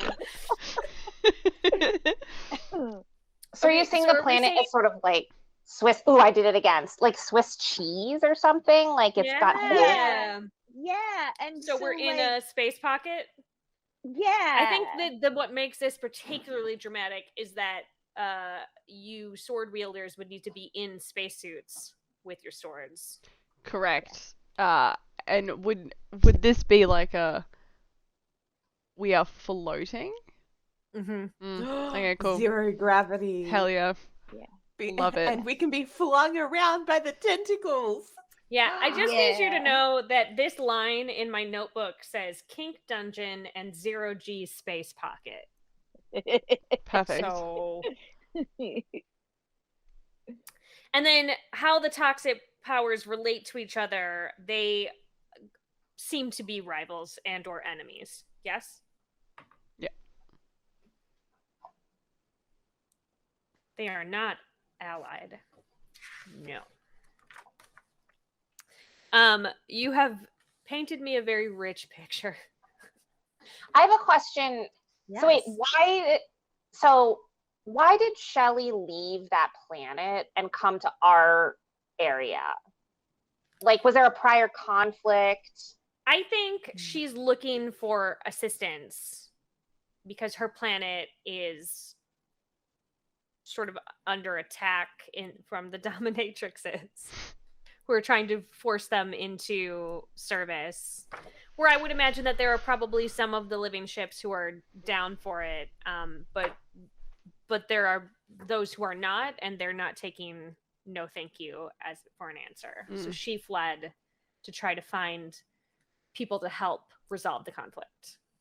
And maybe also like because she's super gay and wanted to come Also, she's to our super gay. super gay Potentially town. poly. Maybe she's in love Yeah. with another living ship, doesn't want to Yeah. bond with a human, wants to bond with a ship.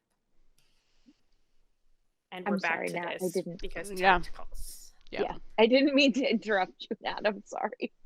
no, that was exactly what I needed to know. Rad.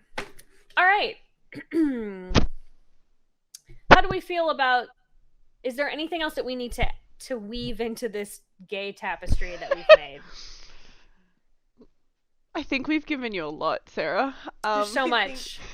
I'm gonna try my hardest to incorporate all of it. I don't know how much more will fit.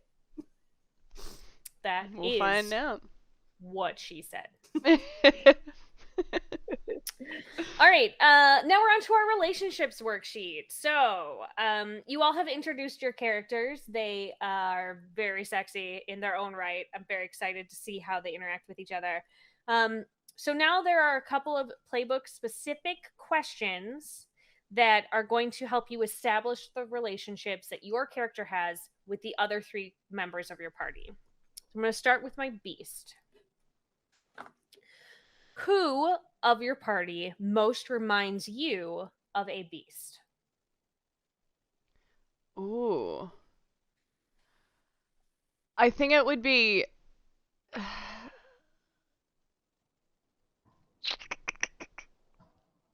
I think it would be Brie's character because of the alien that they have. Okay. Agatha is most beast-like. Mm-hmm. I think I know the answer to this next question, but I'm not going to supply it for you. Who most reminds you of prey? Probably be Norma. No. A Shire. I mean, it depends on how you view prey. Yeah. It'd probably be a Shire. Uh-huh. Being a nature witch. Yep. Yeah. And who has seen you at your most bestial? I'm gonna say Norma so we can make it really interesting. I feel like there's been like a potential, like we've been in a saloon brawl before. Mm-hmm. Yeah. And was it how sexy was the brawl? How tipped into the sexy? Oh, it was territory quite did that sexy. go? Lost majority of Okay. my clothes. Great. Yeah. Can but we you say know, that it's your okay. character, that we fought and you beat my character in the brawl? Oh, for sure. Yeah. On the ground. Yeah. I love it. So like I literally saw you like destroy me in a sword fight. Yeah. So. Yeah. There and was Norma was like, "That is exactly my type." Can you beat me in a sword fight? I think I love you. But I was just like, Yes. Yeah. Nature Witch, we're doing you next. All right. Who sees your potential? I think Agatha sees my potential. Yeah, because like I really appreciate snails and stuff. Yeah. Yeah. Who thinks you are perfect just the way you are? Norma. Norma thinks everyone's perfect the way they are. And who thought they took you on a date when you thought that it was just a fun, friendly time? I'm gonna say wolf. And Mhm. I wouldn't I don't know that I would define it as a date, as wolf clearly sees me as prey. So I think there was There's an some mixed messages happening yeah. all around. Yeah. The submission didn't happen. I was quite Tried. I Trying. tried, yeah. Was very confused. That doesn't happen. I mean, you were throwing out lots of signals. She was just not picking them up. It No, is they a- were and falling, and I was like, She's very innocent, though. It has been established. So Yeah. that's why I Just see them as did. prey. she didn't. Yeah. Scoundrel. Who were you smitten with until recently? Okay, I think that I'm going to try to do this consistent with what just happened. Okay. So it's going to be Ashia, sorry. Okay, you were smitten with Ashaya. Yeah. And who has replaced them in your desire? Persephone Wolf. Okay. As a result of this like bestial brawl that we had. Mm-hmm. My notes are Ashaya was old boo, Persephone is new boo. Perfect. I still think that you are perfect the way you are. Yeah. Thank you. Yeah. And you don't and- come from planet monogamy, so That's right. Right. And No. who has almost as much flair as you do? And has to be Agatha with that rainbow business going on. Yeah. Like Ooh. clearly. rainbow goth. Yeah. That's a whole mood right there. All right, Spooky Witch. Who thinks you're not all that weird? Oh, definitely a Shire. Yeah, yes. I can see that. And whom have the unseen warned you about? Wolf. And And I'm like, Ugh. Yeah. and who is your touchstone for what normal is? Oh no. It does make sense that it would be Norma. And maybe it's just because it sounds the most similar. I don't Normal Norma? I don't know.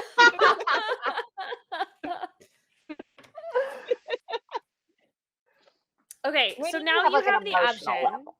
The Yeah, three you of you, between you and your other three, you will assign either 0, 1, or 2 strings to each of your other PCs.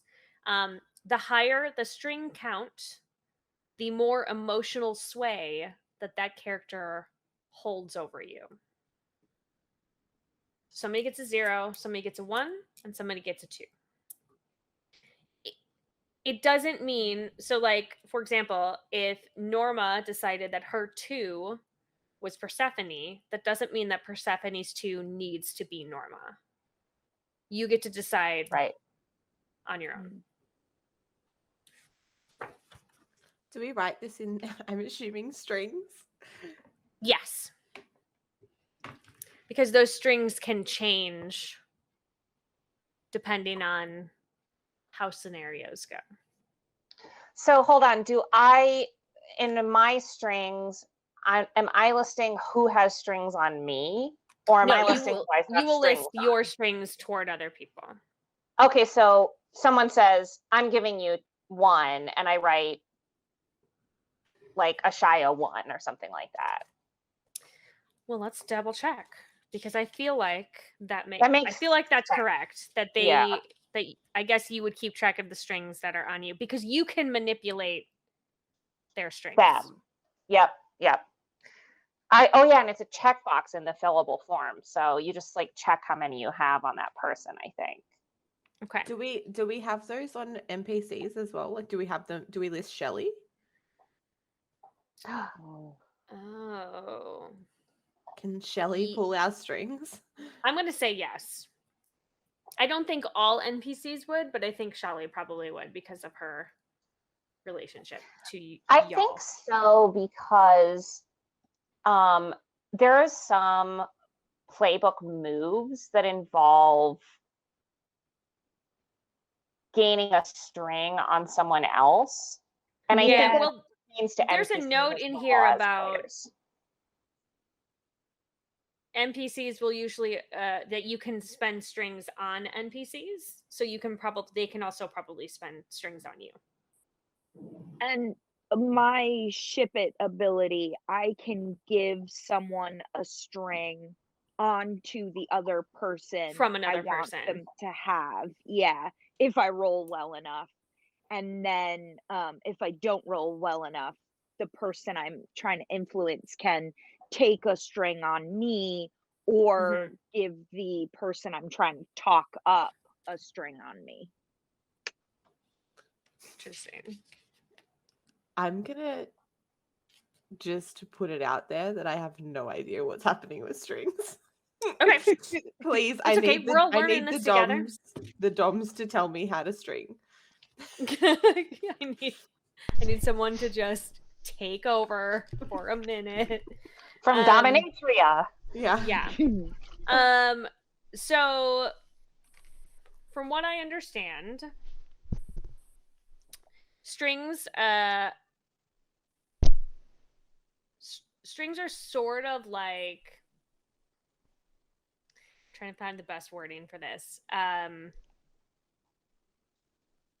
Like the more strings that you have from another person, the easier it is for them to influence you on what they want to do, like to get you to do what they want. If you have no strings with somebody, then your relationship with them is such that you wouldn't feel any pull or obligation to do something that they asked. If you can get up to 4 strings with someone, and that means that you like know them super intimately, this is a will throw myself in front of danger for you without thinking kind of situation.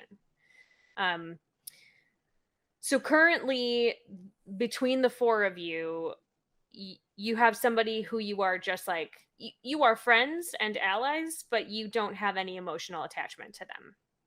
You have one that you are a touch closer with and one that you are super close with, but not like going to jump off a cliff to save. But like that if would buy them lunch. If Norma said, if you have 2 strings with Norma and Norma said, I need you to come here and help me, you would probably do that without much resistance. Yeah.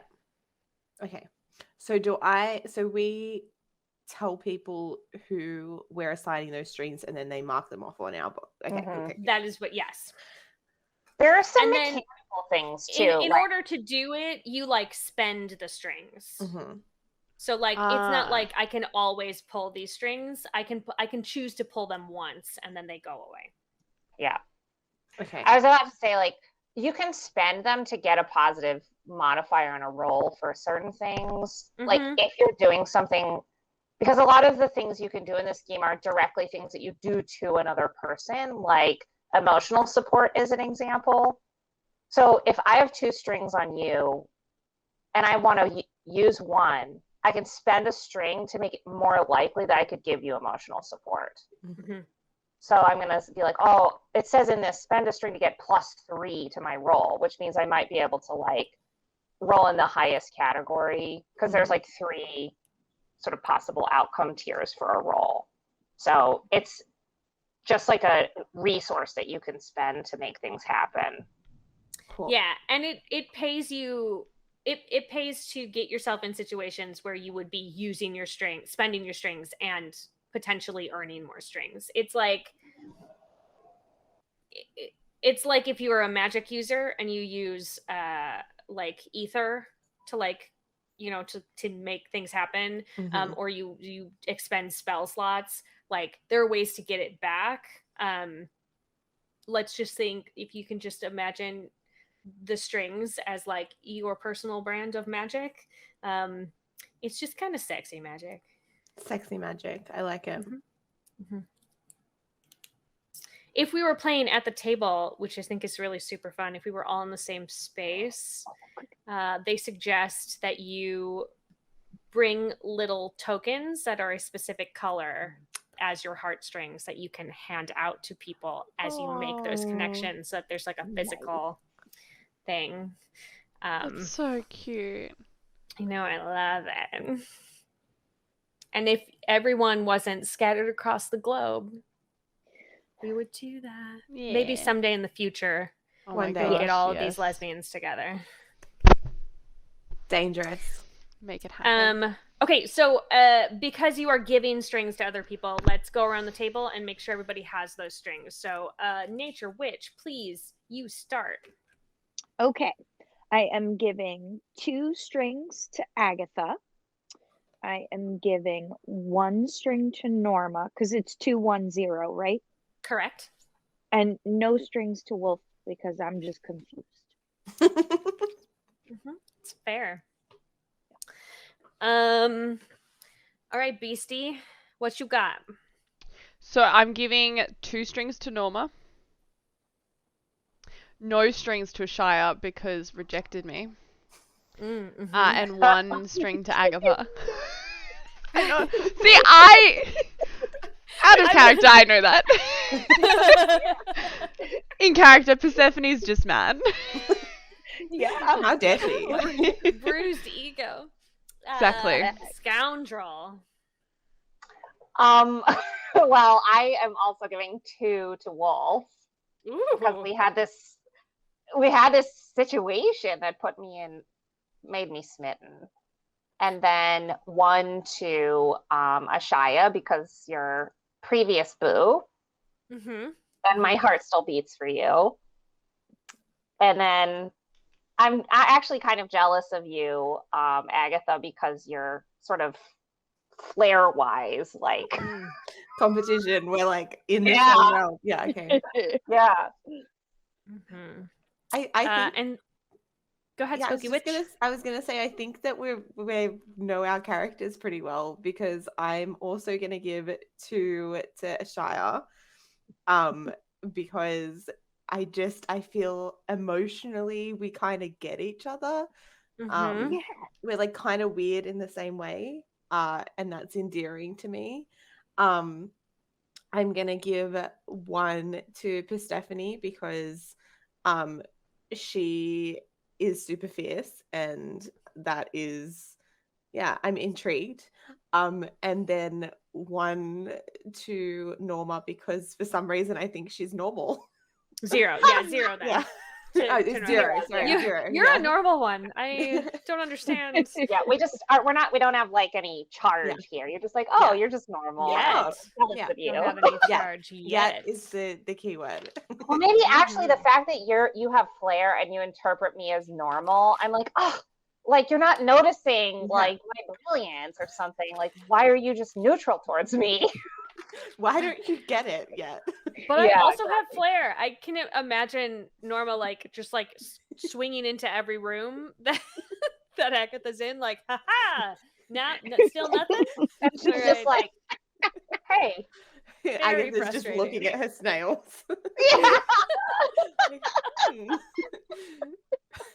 I'm sorry, what? What's so great about your snail? I don't get it. Shiny. I would like to take maybe 5 to 10 minutes to just do a tiny vignette of the 4 of you. This is going to be character building only. We're not going to do any kind of mechanical roles for this. I would like to know first, how long have the four of you known each other? We kind of had said that we are aware of each other, right? Like we may have been at the same kind of events. Maybe we've been at the bar together before, but I don't think that we're like intimately involved with one another. So Shire and I, we went and got coffee. I laid everything like kind of literally. It was just like, look, this is what I'm here for. This is what I'm about. And Shire just didn't understand. So I was like, just rejection. I've seen Agatha around town. She cute. Yeah, Norma and I, we battled probably like a couple months ago, but I don't think we've seen each other since then. And was that your first encounter, the two of you? I think that was our first encounter, and then like we had a drink after. I bought her a drink because I felt bad for kicking her ass. So I bought her a drink. Yeah. Great. I love the idea that the first meeting that you had at all was just like an epic sexually charged sword fight. Was. After being rejected from Shire, I had a lot of pent up. After? It was directly right after? Yeah. Okay. Same day, like that night, right? Like exactly. Yeah. Great. Yeah. You came from an afternoon, what you thought was a date. Yeah. Straight into a battle because sexually frustrated. Yeah, sure. Yeah. Well, I mean, been there, right? Who hasn't had a sword fight? Yeah. After being rejected at a date. So I'm gonna say, like, one of my like relationships with this community is like my mom lives here.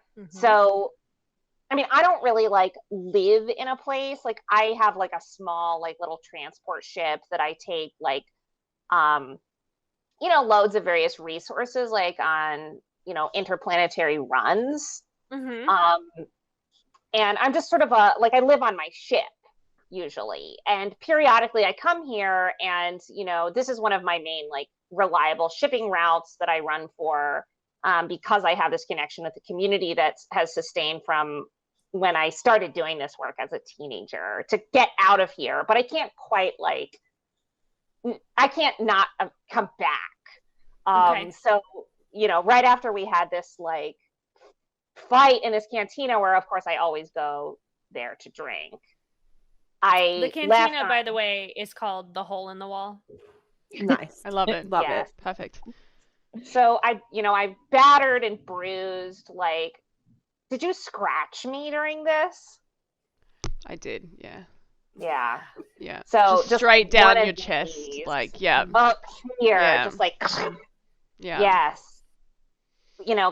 Dragged myself out of there, just feeling like chopped liver. Immediately left on this, big interplanetary run that takes a couple of months, which is why we haven't seen each other. And all I can think about is you. Yeah. Just driving around the planets, dropping things off, and I'm just like, there was something about that wolf. And now I'm back and like looking around, like, is she here? Like what it was like a dream that I had.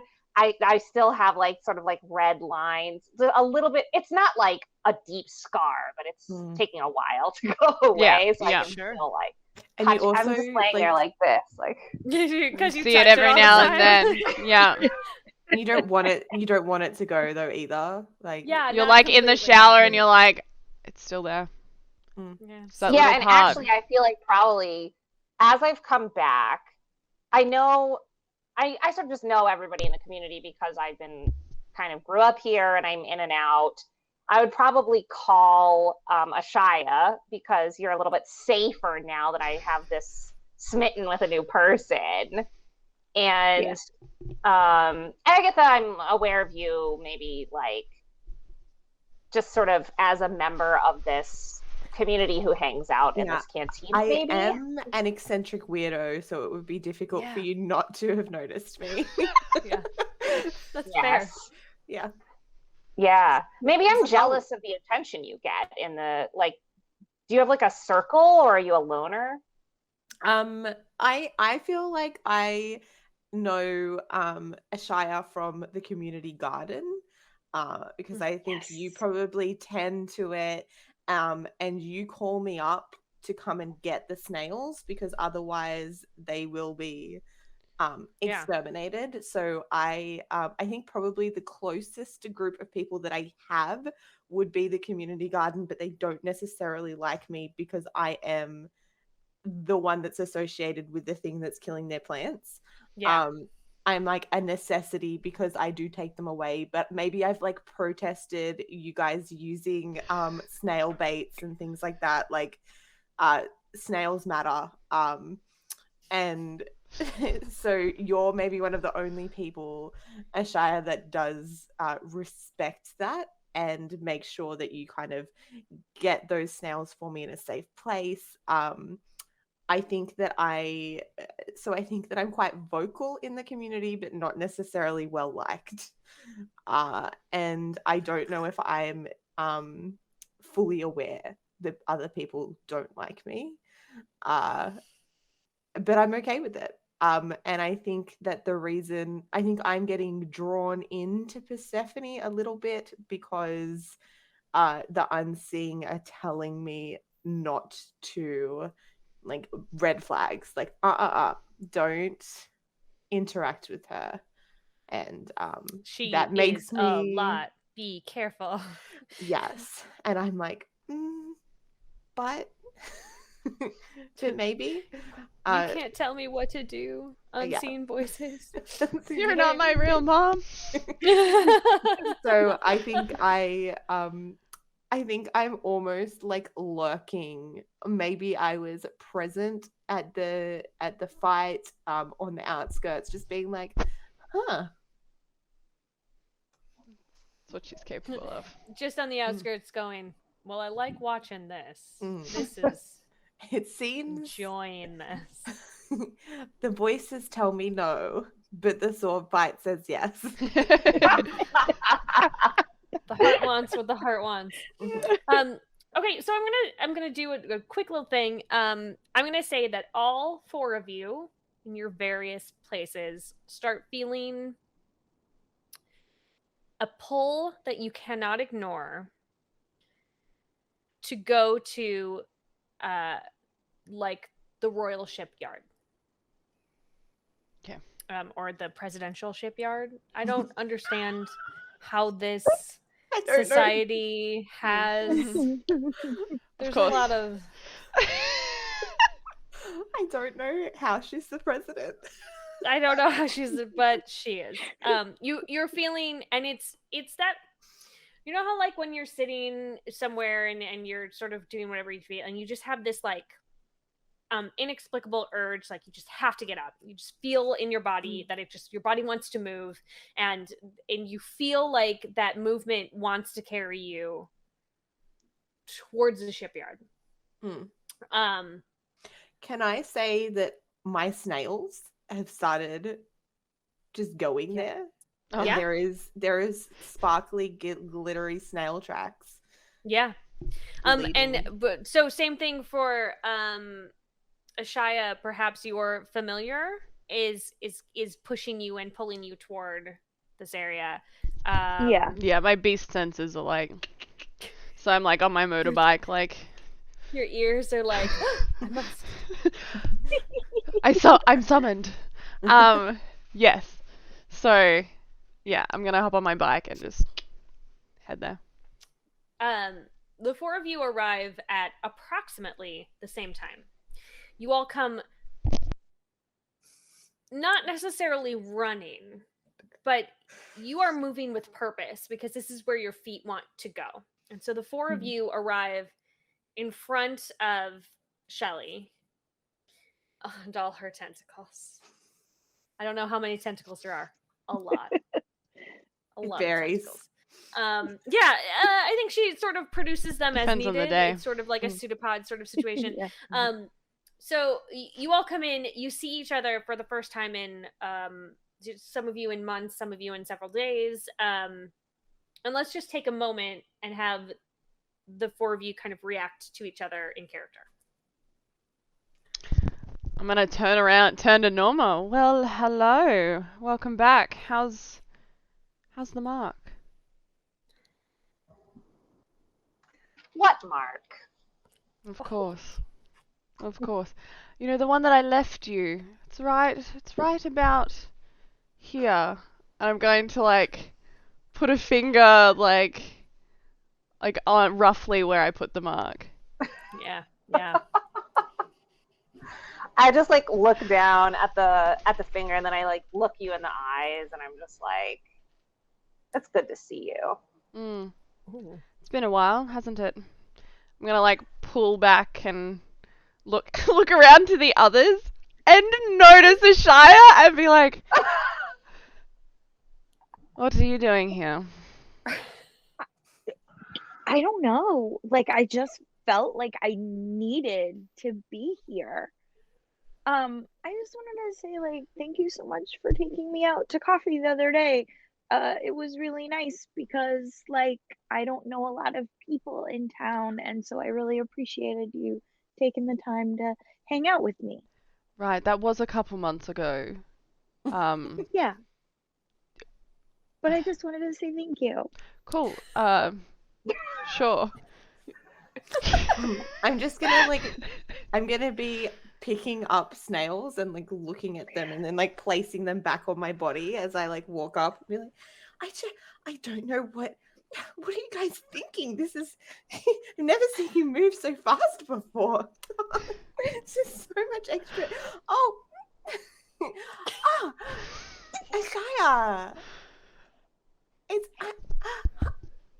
Do you know what is going on with the creatures around here? It is. No.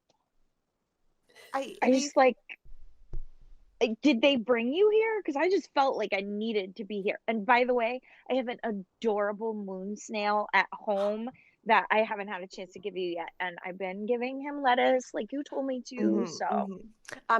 Have you been putting the edible glitter into its water bowl? Because it's just the only because it's really important that we get that track production happening nice and early. Yeah, absolutely. It's super weird. They were like, this little guy, it's like 4 miles this little thing's like traveled to get here. That's a lot for a snail. I'm like looking down at her. Aren't you fascinating?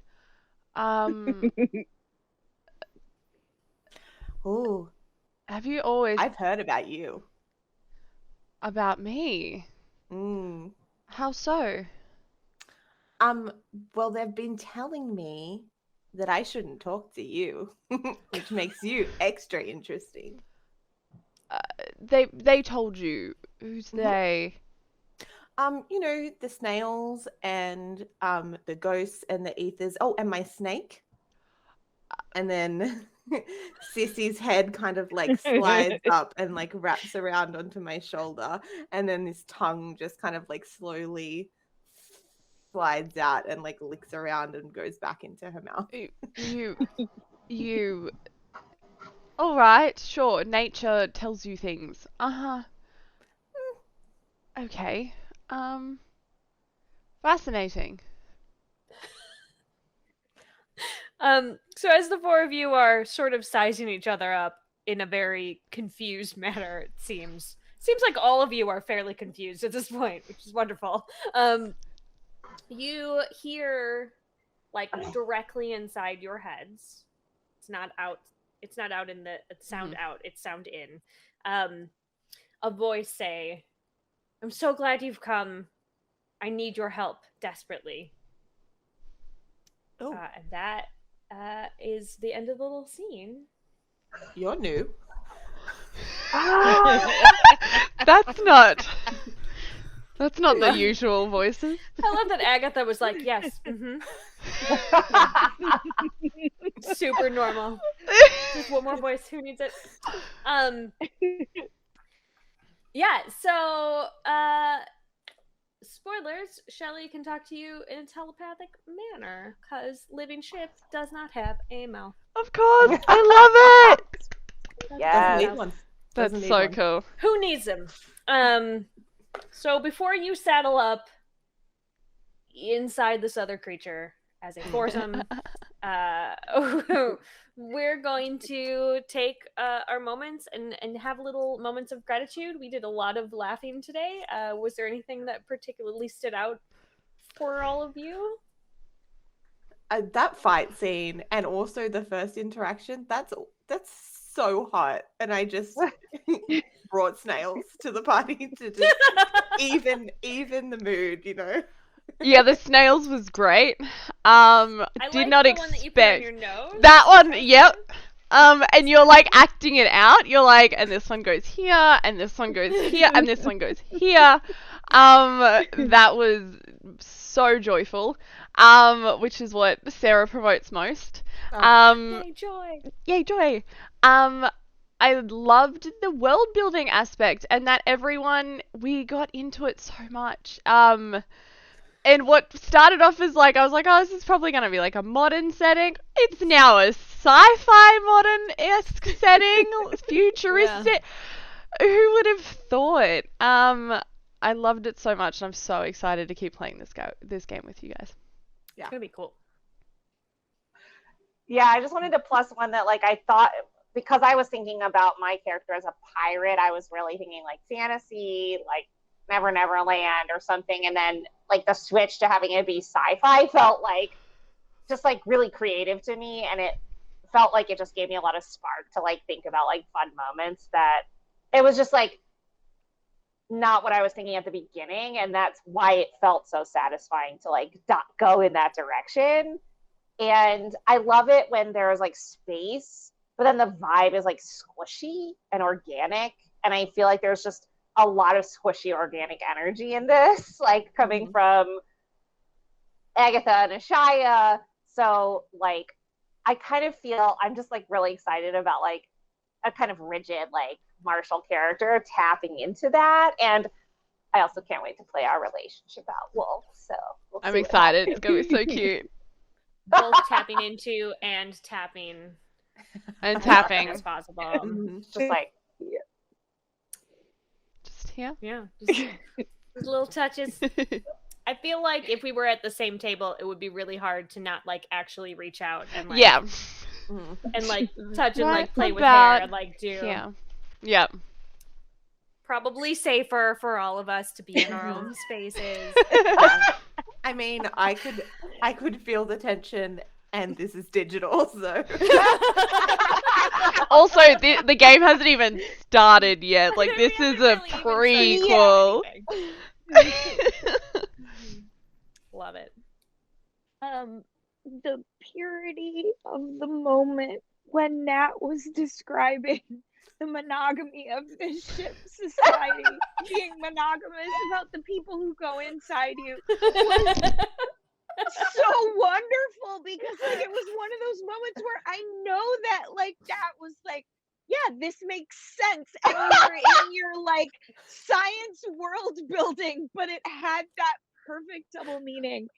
And also just, like, genuine enjoyment I've had, like, playing with all of you and, like, building this space with all of you, because, like, most of the time streaming makes me super nervous, but, like, I'm like, oh, I know I love all these people, and this is a really comfortable and fun space, and I'm so super grateful for that. Hell yeah. Yeah. I have I really love being able to build the world that we're doing with my players, and oftentimes when I'm prepping for a streaming show, there's sort of not time to do that, and so it's been really lovely to, like, be able to collaborate with the people who are then going to be so invested in the characters that they have built and the world that they are doing. And, you know, when I get to do that, it yields things like a giant space station full of dominatrixes, which is not a thing that I would have ever thought would be in one of my games. And so way fun to be able to, like, I also really loved having the conversations with you in this session 0 kind of setting, because it felt like I have officially found where everybody's comfort levels are with it. They sort of come out naturally as you're suggesting things and, you know, like where things are going. And I know that we had that safety discussion already, but I think in practice, it's also a good level for me to have gone, okay, you're not afraid of having a deliberate double entendre.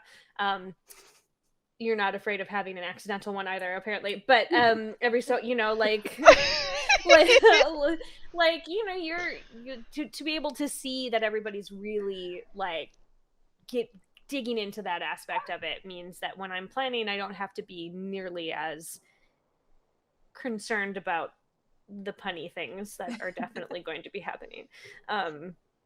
So that's super cool for me. So thank you so much for letting me bring you in on this process. I think it's really, really fun. Thank you. I don't think I have ever come to a game with you, Sarah, and not just left with sore cheeks from laughter and joy and happiness. Same. Like, it is it is always so a comfortable and enjoyable space. Thank you. I try really hard to make my table really welcoming.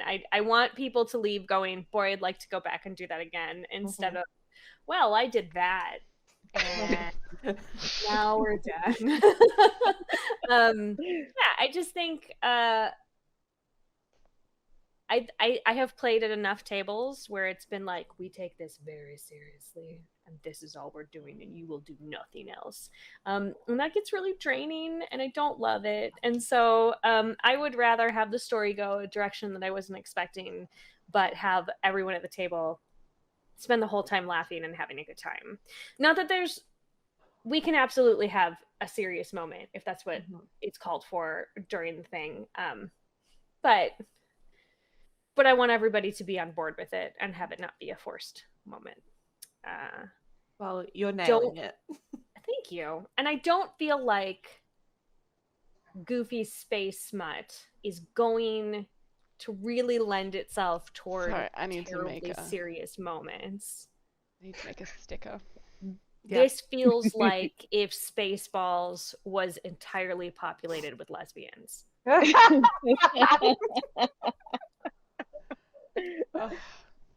Which is a genre that I didn't know I wanted, but here it is. But we all need it. Everyone needs it. You need it. So let's go around the table and tell everybody where you can be found on the internet, and if you have any upcoming projects that you would like to promote, shout out, other words that mean those things. Good job, Sarah. Let's start with Lanta. Where can we find you? Hello, everyone. My name is Lanta. You guys can find me all over the internet at LantaFanta. Crazy cool things going on. I've been writing some werewolf smut. You guys can check it out if you really want to. It's on Wattpad, wattpad.com. You can get it as an app, all of that fun thing. And the book that I'm writing is called The Protector's Trial. There's only 5 chapters up at the moment. I've just finished chapter 9 last night and I've started chapter 10. But I'm trying to upload a new chapter every week. If you want more, let me know. But yes, that is The Protector's Trial. Thank you. As a warning, how smutty does R18 plus. Get? R18 plus. Okay. R18 plus. Yes. Make sure your kids are making popcorn while you're reading it. Go make Correct. popcorn on stove while you read. Yeah. Thank you. This is a excellent parenting advice here at Sarah's table. You're welcome. What about you, Nat? Where can we find you? Yes. So the best way to keep track of the many media making projects I do is to follow me on Twitter and Instagram at @NatMesnard. That's NatMesnard. I've got lots of stuff going on. I'm working with 9th Level Games to help promote all of the games essentially, and one of my own games will be forthcoming in a Level 1 anthology for 2021. I'm really excited about that. That's connected with Free RPG Day, which is happening in October this year. So I have role-playing game in that called Ball of the Wild, inspired by the world of drag, where animals dress up as other animals. So I think we're going to be doing that here on Sarah's table, right, Sarah? We are playing. Yes, it's already scheduled. We are playing it in October. Yes, That's exciting. So I'm super excited. I cannot wait to play it here on Sarah's table.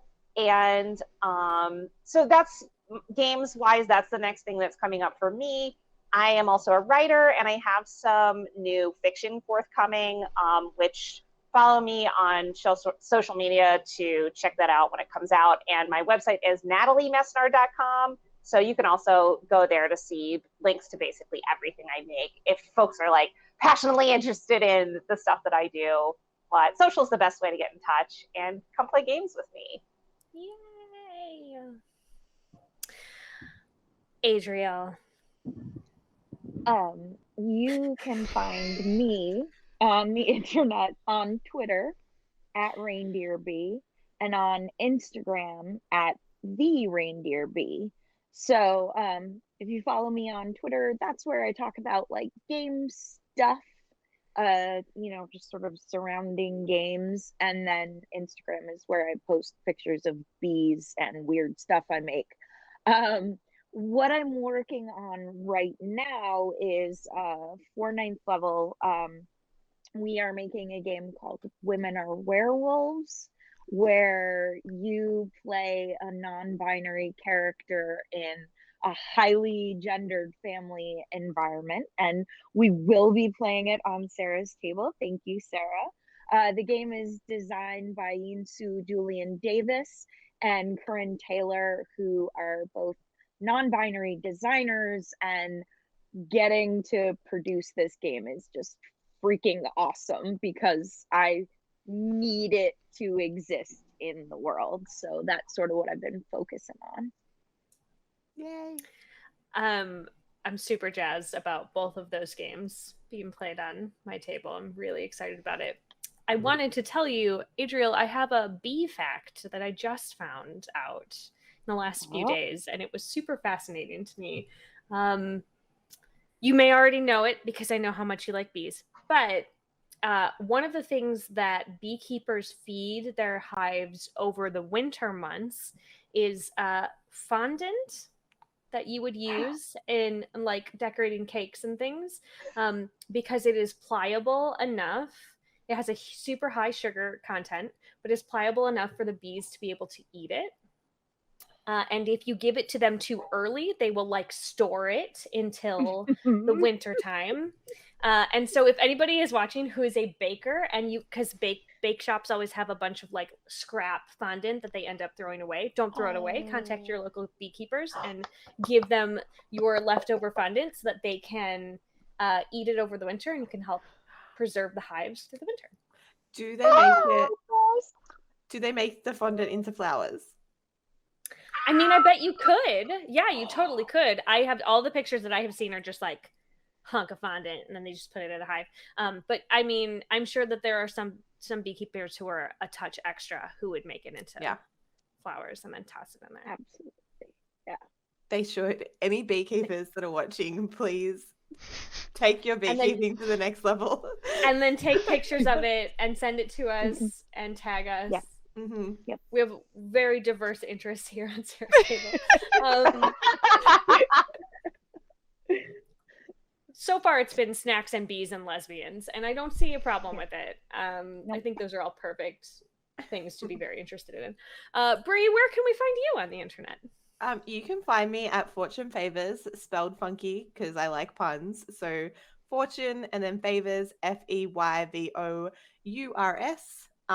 And I make dice. So you can come and see me do that. And also, if you go there, you can persuade me to make more and post about it, because I think the last time I posted anything was last year. Yeah. But it get out there that and I do. pull on her strings for you. Spend your strings that you have attached to Brie, so she will make more dice. Yes. I have heard that is a thing that I do. But yeah, Fortune Favors everywhere. Spelt funny.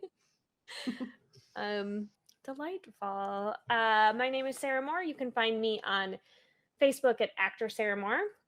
You can find me on Twitter and Instagram at Pixies and Pins. I also have a Ko-Fi that is at Pixies and Pins. There, I sort of am doing a series of working through grief. So if it is a thing that you are not like, less joy over there at the moment, more joy here, less joy there. But still important stuff to read. And I also have a series set up there to be working through like singular RPGs that are like journaling RPGs type of things. So go check that out. It's over there. I'm pointing this direction as if the rest of the internet It's just there. that way. You can find It's it there. if you go that way. If you go that, just walk that direction and eventually you'll find me. I don't know if that's true, but probably. Hi. Yeah, so I think that's it. Also, you can find me here every week on Friday nights at, I know the time, 6 p.m. Eastern. Yeah, nailed it. Friday night, 6 p.m. Eastern on Level Up _TTV on Twitch.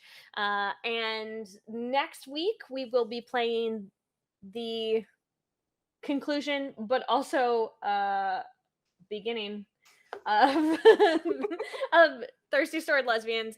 And then I don't know what's coming after that. Maybe puppets. Maybe. I can't remember. I feel like puppets. Nobody can remember anything. Our brains are mushy because we're thinking about dominatrixes, and it's very distracting. So I'm going to leave you with that. I think that's the end. Thank you so much for joining us, and we will see you very soon. As always, keep making art and keep being art. Bye.